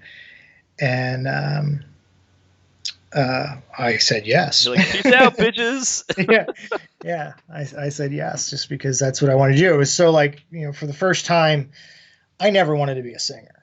I was kind of just thrust into that. Maybe I thought I wanted to be, but I just wanted to go off. I wanted to be able to just go off. I could throw in some backing vocals, not be tethered to that microphone, and just have a good time. So I was in heaven. That's wild, man. Yeah. And you're how old at this point? Like 25? 26? Yeah, something like that. So yeah, I was in basically from like 2001 to, well, that was Warped Tour 2001, and I was in the band until sometime in 2003. So the first tour, like official tour, other than that, was with the Suicide Machines. Wait, before you get there though, hold on. So how did you end the Overdrive? So you gotta close the book on that story first. I was just like, all right, see you later, guys. I'm going on tour. Yeah, I mean, I think it was just at that point, when I got asked to join, I told the guys, I was like, hey, I'm gonna do this, and I don't think anyone was like, oh, fuck you. It was just like, yeah, I would too, or whatever. I mean, they all knew that's what I wanted to do. I didn't have any other ambitions whatsoever. Like, I wanted to play music. That was it. There was nothing else in life. It was like horse blinders on. This is the one direction you want to go in. You weren't sure how you were going to get there, but you were like, I just want to be in a band playing giant shows and Yep. recording shit. Yep. And not even giant shows. I mean, the giant shows were fantastic, but those, even a in terms of scale, I mean, a 300 capacity venue or a 300 person show was on a regular basis, in the States was still way better than anything I was doing up until that, So yeah, we did in fact, Bigwig was, and at that point, so then Tony leaves and we ended up getting Brent in at bass, who oddly enough, he actually played bass in the Overdrives on our last mini tour down to Florida. Okay. Such a crazy circle of people that were in the bands, and he joined the band because Tony was just temporary. He didn't want to do it. And we were scheduled to play a show in Wilkes-Barre with Bigwig, and it was conflicting the night of the Overdrives farewell show in Stroudsburg. And I just joined the band, and I told Tom, I was like, I'm not playing that show in Wilkes-Barre. I have the Overdrives farewell show. So I did that instead. Probably not at the time the smartest. Well, it was the right thing to do. I know I was nervous because I had just said yes to being Bigwig, and literally like a few weeks later, I was not playing one of the first shows as an official member, and they played it anyway as a 3-piece. But oh wow, yeah, I did the final show in Stroudsburg with the Overdrives. How was that? It was good. It was a good turnout for sure. There's kind of like this tone when you're talking about it, kind of like, yeah, okay. Like there's no like real. It doesn't sound like those really big like sadness. It was to me the life had been sucked out of it. Yeah. Well before then, so it was definitely emotional. I mean, I remember getting pretty emotional about it, but at the same time, in the back of my head, I was kind of like already like just thinking about what was the next, what was coming. Okay. And I was just laser focused on that. So okay, so then now transitioning over. Now you're in the band. Now you're in Bigwig, mm-hmm. And they had recorded An Invitation to Tragedy with Jeremy and Max, so you weren't on that album. But then, and that came out in 2001, and then the next one, wasn't that Reclamation? That came out way later. Yeah. So any others? Were you on any CDs at this point? Yeah. Well, no, I wasn't on any of the albums. The only thing I recorded with Bigwig was 2 covers. So we did Ashtray Monument by Jawbreaker. Okay. With Keith on drums. This was when Matt was gone. With Keith Yasko on drums, who was also in Five Driver. Oh yeah. Yeah. So, and Evan was in Bigwig too at one point. So I mean, there was 2 members of Five Driver that were in Bigwig and 1 Overdrives. But we did Ashtray Monument at this guy's house in the Poconos. It actually came out really good. And then we did Sliver for this Nirvana compilation. Oh, wow. Damn. So those are the only 2 studio recordings I did, and we had started working on some of the songs on Reclamation towards the end. I remember I definitely hear some, not songs, but I hear some riffs on that record that I remember from Tom coming up with when we were trying to come up with new material for the next record. So what was it like now transitioning where you went from Overdrives, finish that show, the final show, and then you just get in the van with Bigwig. Now you go from touring here and there. Did you go from that to like now I'm on the road all the time and it's just go time? Yeah, pretty much. It wasn't. I would say at that point we were probably on the road. Again, not including like tri-state area stuff that we could go home afterward, about 6 months out of the year. Wow. The first tour was with Suicide Machines. Yeah. That was a full U.S. tour. And I don't know that we ever did any like U.S. headlining full U.S. headlining tours on our own. I know we did a bunch up in Canada, where we'd have no problem headlining, but all the stuff in the States, the bigger ones, where we were gone for over 30 days, was with Mighty Mighty Boss Tones or H2O. Is your mind just like blown at this point when you're just playing with these bands and you're just backstage bullshitting with them? Like, I'm hanging out with fucking, fucking Dickie and like just bullshitting about stuff. No, it was totally. I remember when we got offered to do the Mighty Mighty Boss Tone show. I was like, like I wasn't really a fan. Yeah. I mean, I respected them for what they've done, but I was never really ever really a ska punk fan. I mean, the Suicide Machines, definitely more punk than ska because they didn't have any horn section at all. But when we got offered to do the Boss Tones tour, I literally remember having like a band meeting and like, I don't know, guys, like, is this really like what we want to do? I really just fucking hate ska. But we ended up, I remember like the first show on the tour and watching them play, because I don't think I had ever seen them play live before, and I was just blown away by their musicianship. It was just like, wow, what a show. And at this point, we were in an RV, and we just got done with our set. I think who else was on that tour? Slick Shoes, I know, was on it, and I know Fall Out Boy was on some of it too. Jeez. And they knocked on there was a knock on the RV door, and I opened the door up, and it was Dickie. And I was like, I just was like, come on in. And he comes in and he sits down in the little captain's chair there, and he crosses his legs and he's in his suit and he goes, "You guys are really fucking good." And I was just like, that was it. I was like, man, that's awesome. Like this living legend just came in, came in and like, complimented us. Wait, real quick. Do you ever see, trust me, this is going somewhere. Have you ever seen The Princess Bride? Yeah. You know where he's like, where am I? He's like, the pit of despair. And he like, he coughs. He's like, don't even think about leaving. Like, I just wanted to see Dickie come and just be like, you guys are actually good. You did a swell job out there today. Yeah. That would have been great. So, I mean, and everybody in that band was awesome. The bass player's side project, Avoid One Thing, was on the tour as well. So he was doing like double duty. Dickie taught me how to play CeeLo in Portland at the Crystal Ballroom, because they were all playing this the whole tour long, and he gave me $5. He goes, here, and he taught me how to play, and I ended up gambling with those guys the rest of the tour. It was crazy. Did you start to notice though a difference between, there was like where you were touring with the Overdrives and it was like I said, here and there.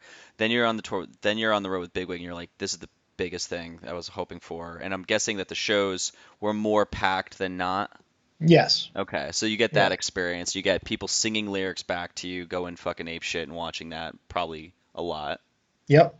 But then you're talking to the Money Boss Tones, and then now these guys are living off of the band, right? And they're doing. So did you see kind of a difference where you were with Bigwig and going, okay, now I want to get to that level, or are you just kind of like, I'm cool where I'm at, and like that's cool that you guys are doing that, but was there a drive to go to that next level?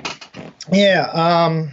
I mean, it went from that $5 to $10 a day per diem, up to now I'm in Bigwig, we're getting a rider. So I mean, we were always real we were always conscious as to like what we asked for, loaves of bread and peanut butter and like things we were still like very punk rock like that. So we tried to like maximize what a venue or promoter would give us, so we could be as frugal as possible and save our money. But I mean, we were getting paid to play shows, and that's really, I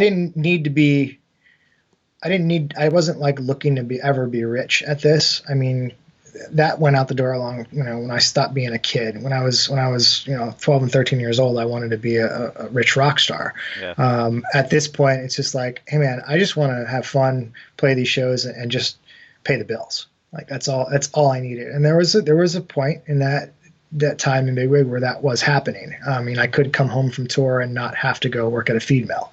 Yeah. It was a shitty 1-bedroom apartment in the worst part of Allentown and no car payment or anything like that. But, you know, I could do that. And then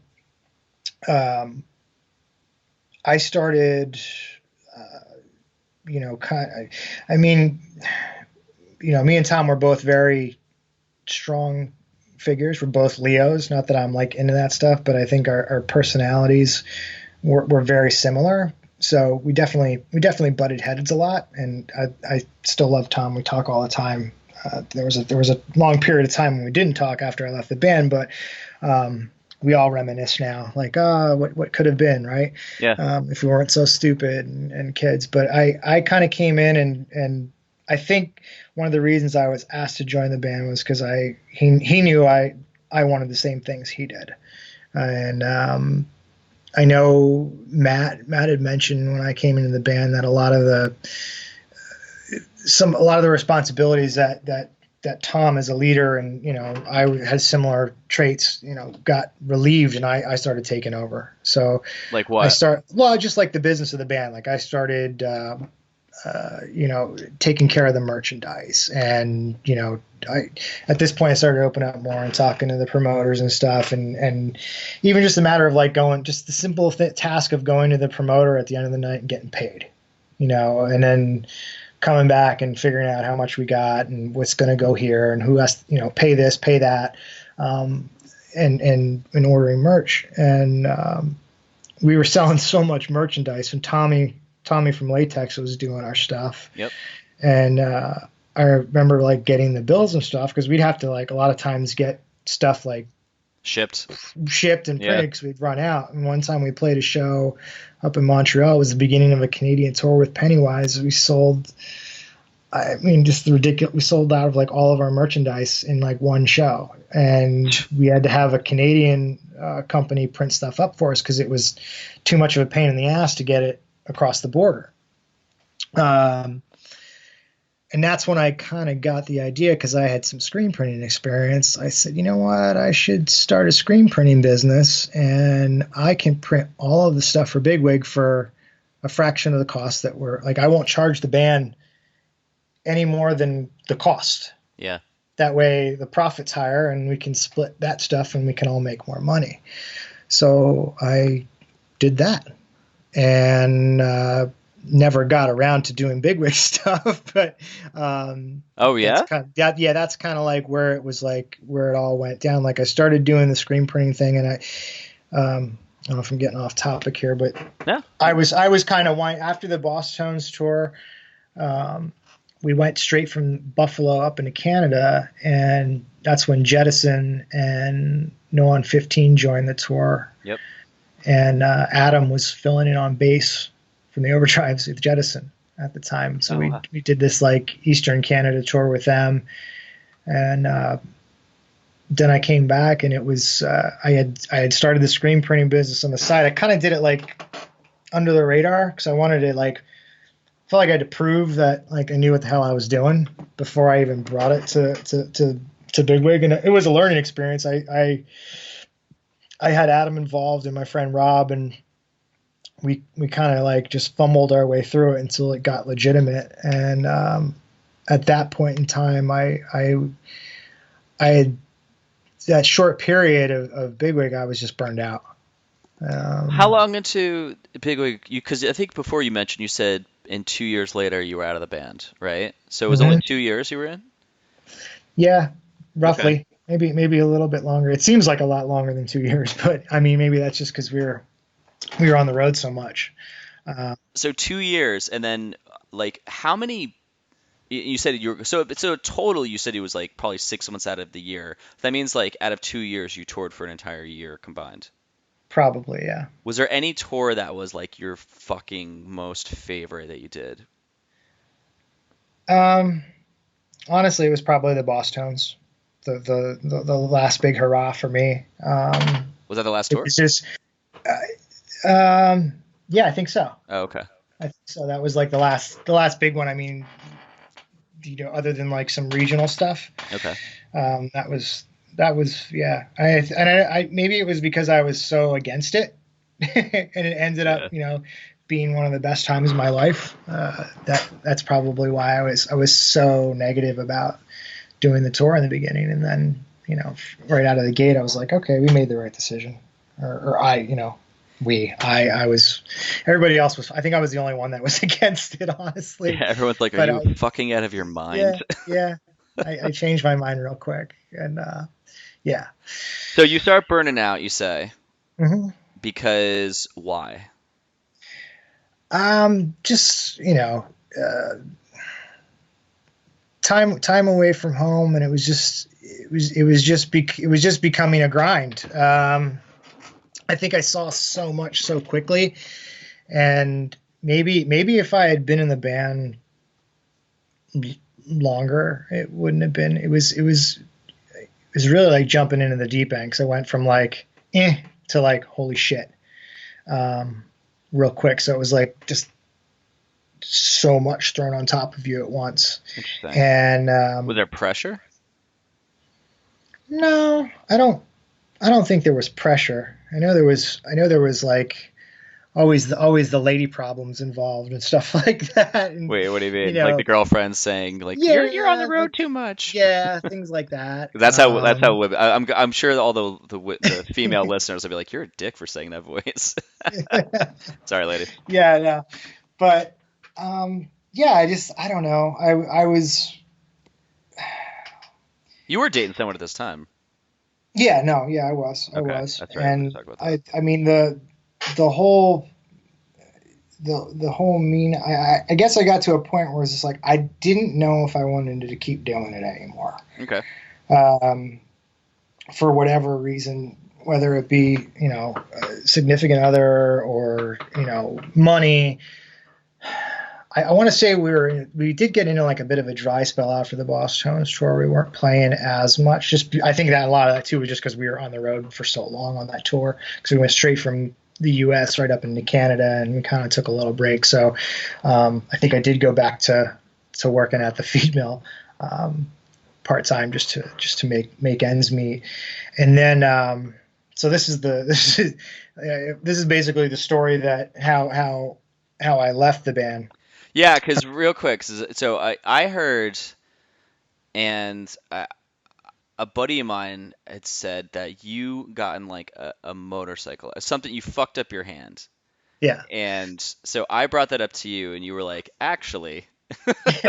So I will let you tell the story. Yeah, no. Well, so like at this point, and this is a fundamental flaw in my personality that I still can't like escape to this day. I always want to make people happy. It's probably some deep-rooted bullshit from my broken family as an only child and divorced parents of 5 years old. At 5 years old, I always wanted, like, I never wanted to have anybody upset with me. So I wasn't always the most truthful when it came to certain things. Again, it was me not wanting to disappoint anybody, because I never wanted to disappoint my mom. I never wanted to disappoint my dad. And at this point, I didn't know if I wanted to go on with this band. And we had, and this is the craziest part, we got offered to do a tour with No Use for a Name in Europe. Jesus. And I didn't want to go. But I didn't know if I wanted to quit either. And I was like, how do I not go to Europe, because I don't know what I'm going to do, but how do I not quit? I need time. There was no like, this tour was happening. There was no, well, you got to think about it. And it was just like, my anxiety was just kicking. I was like, what if I get over to Europe? And I'd never been to Europe before at this point.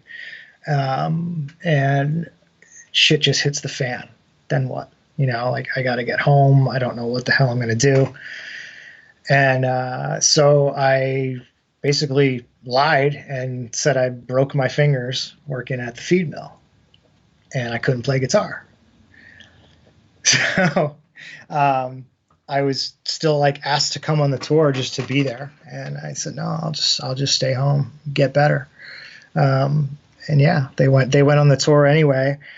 And I continued screen printing at the time, and I remember the day after they got back, Keith, the drummer, coming down to see me at Adam's house. I was screen printing. I had this business in his dad's basement, and he came by to see me. And he's still like jet lagged as hell, and told me about the tour and stuff. And I had actually,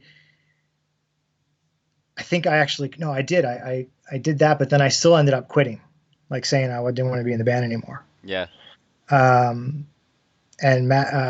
Keith came back and said, yeah, you should come back. You should come back. And I thought about it, and I said yes. And I decided to come back. And at that time, Brent had left right after that tour, and John Castaldo was going to be back in the band.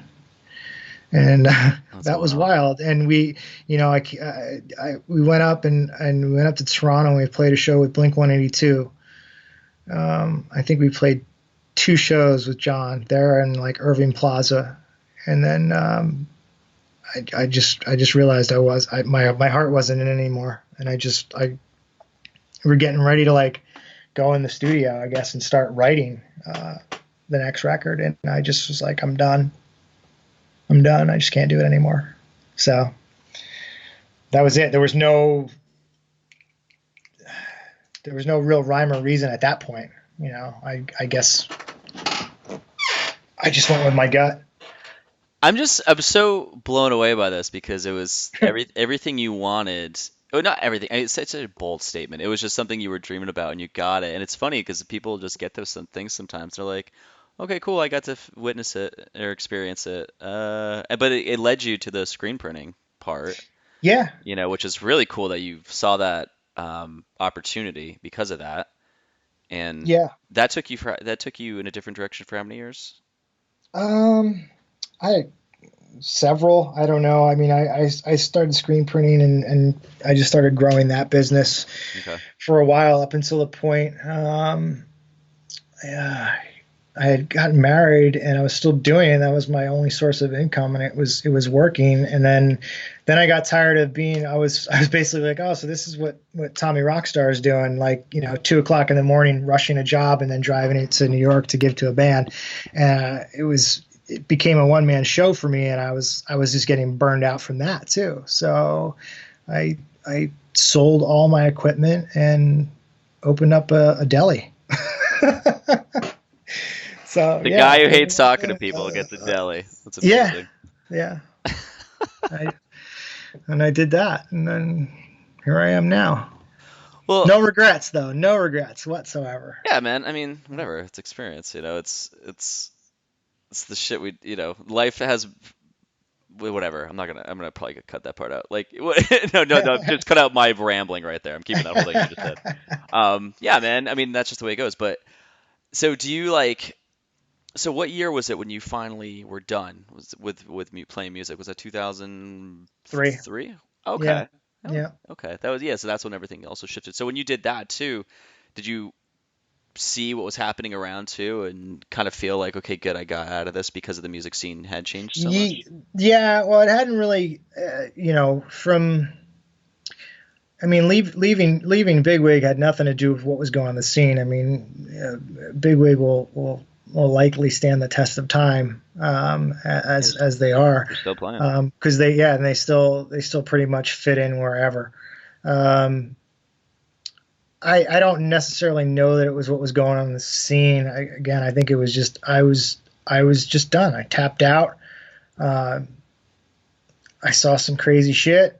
I played some amazing shows and tours, and it was just like a switch for me. I turned it off and I never turned it back on again. Like, I still play. I haven't written anything in a long time, but I never stopped playing guitar, but I never like had any ambition to want to do it again. It's really strange.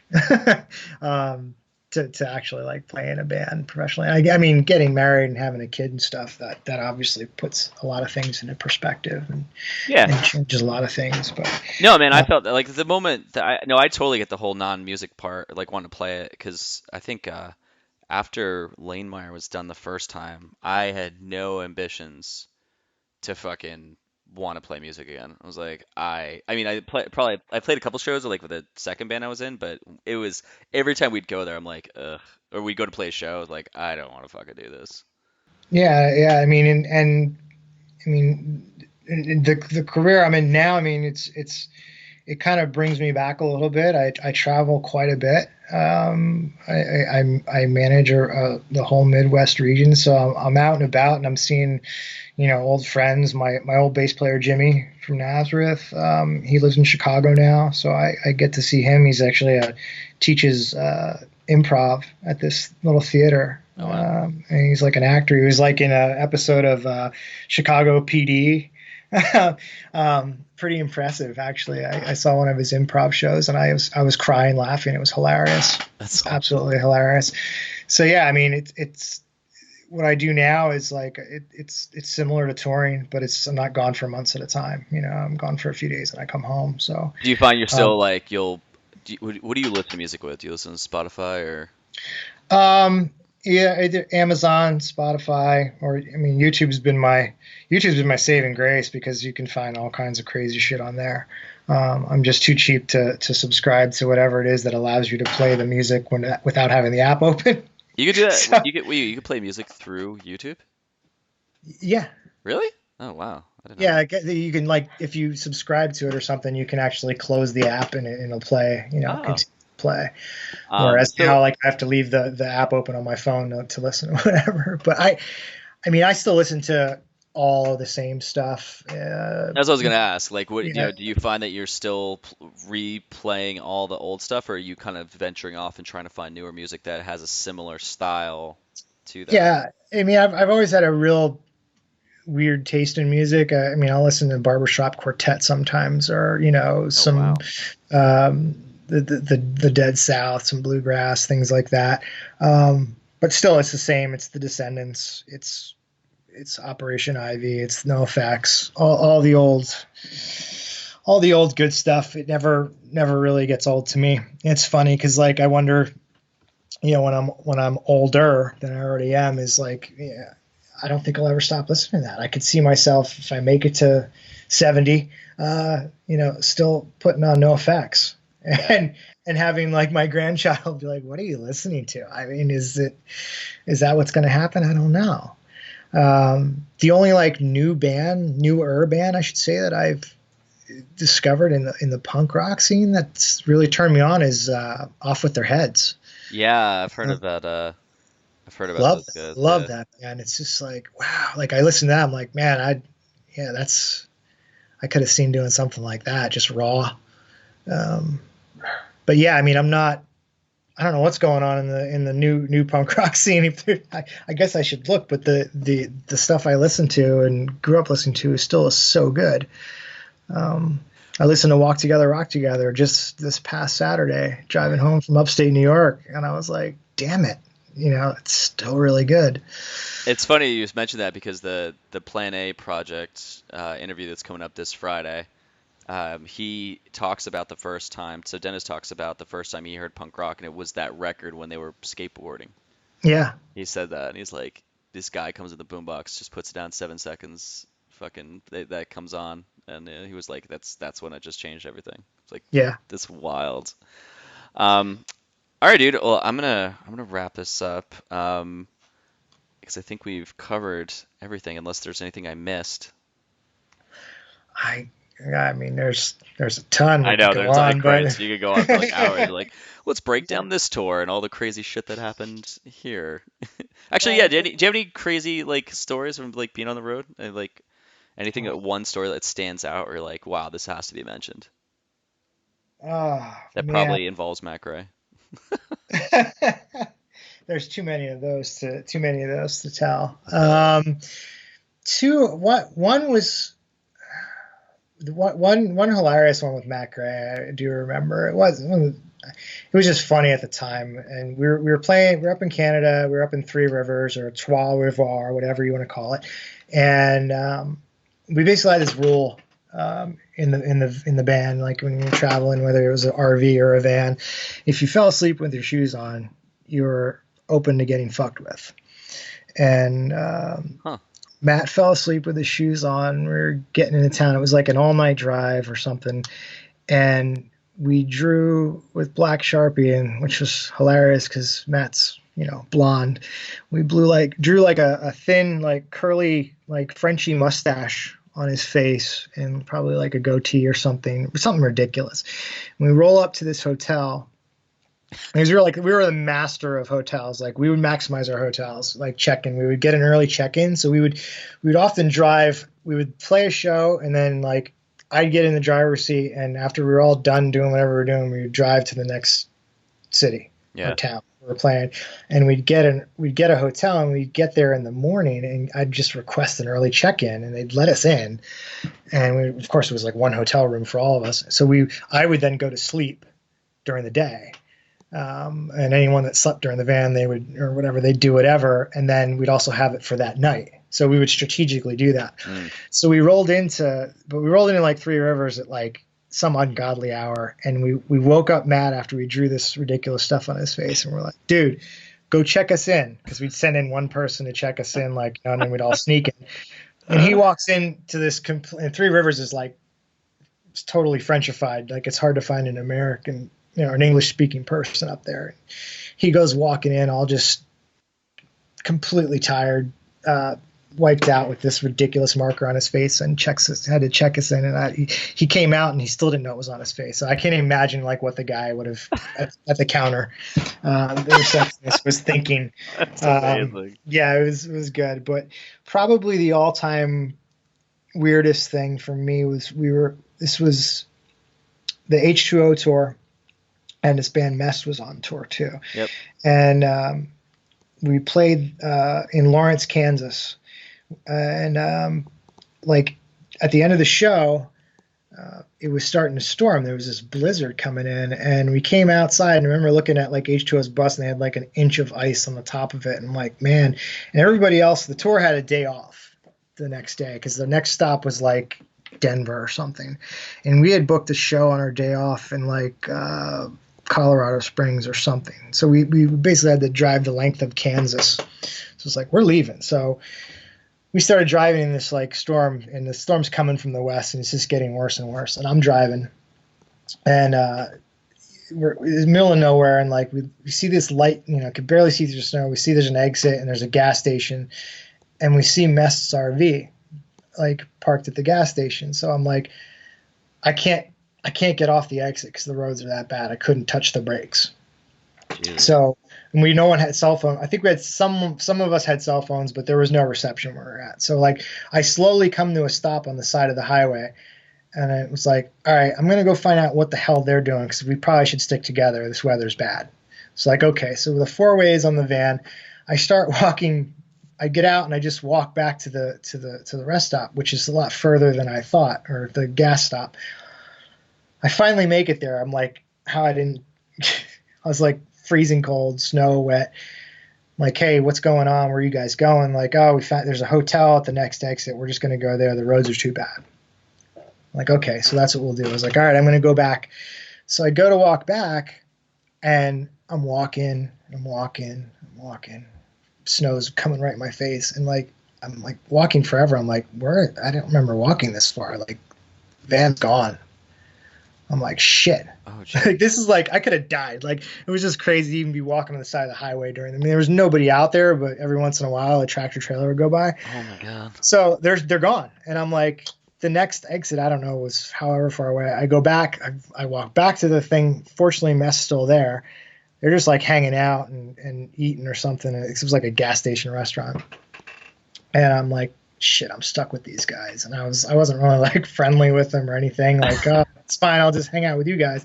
Because they weren't going wherever we were going. I didn't even know where the next show. I just knew it was in Colorado Springs. I had the tour itinerary with me, just my body.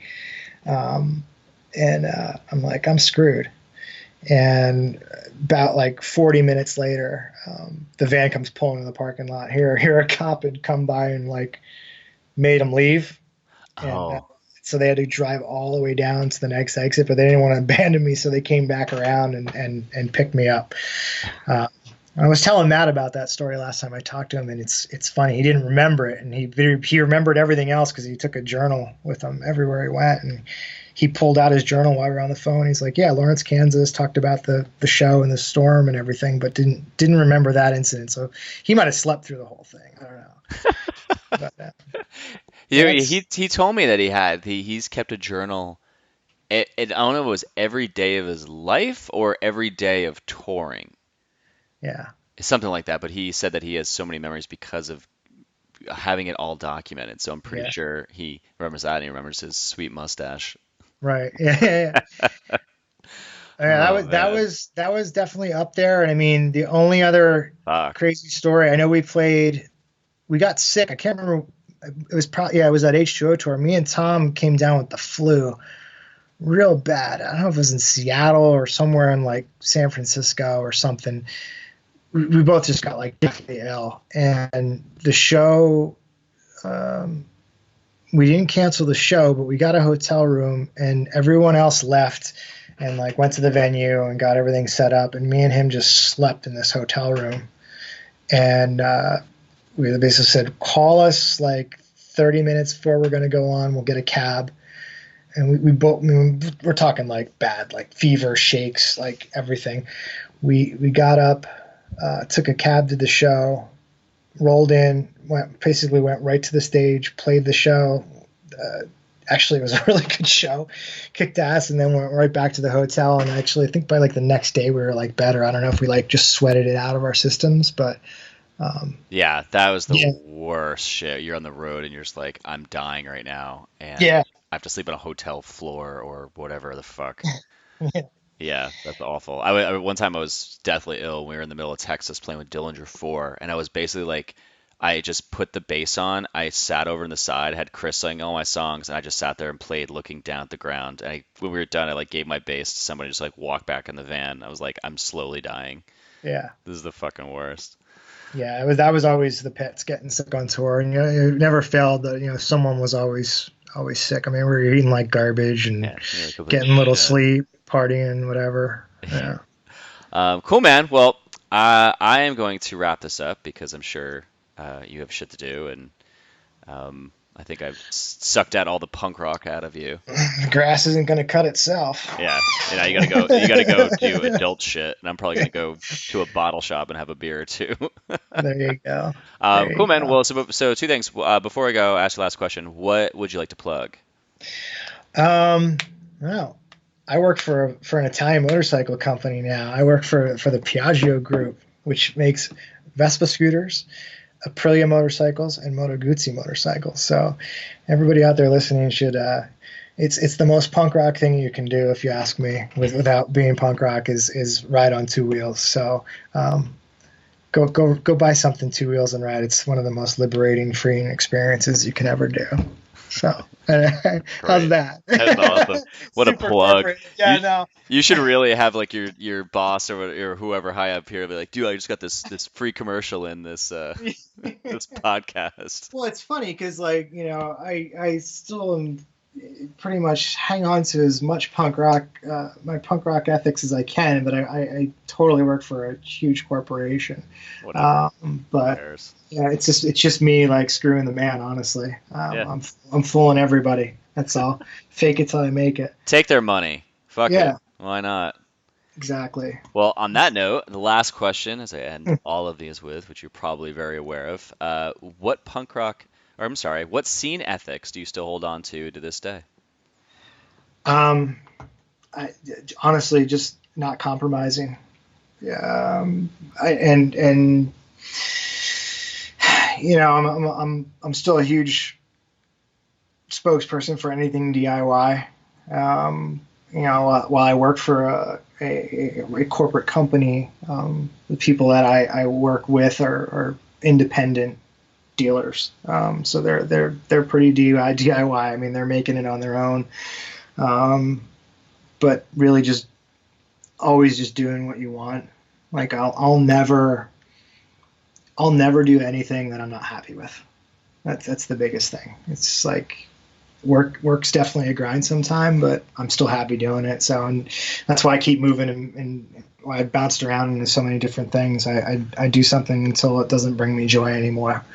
So just do something that makes you happy. I feel bad for anyone else. I mean, I shouldn't say I feel bad. I mean, I get the circumstances that people have to do to make ends meet, but do something that makes you happy in life. You know, you can make a living and not be miserable. And there's just too many people out there that are absolutely miserable just to make ends meet. There's another option.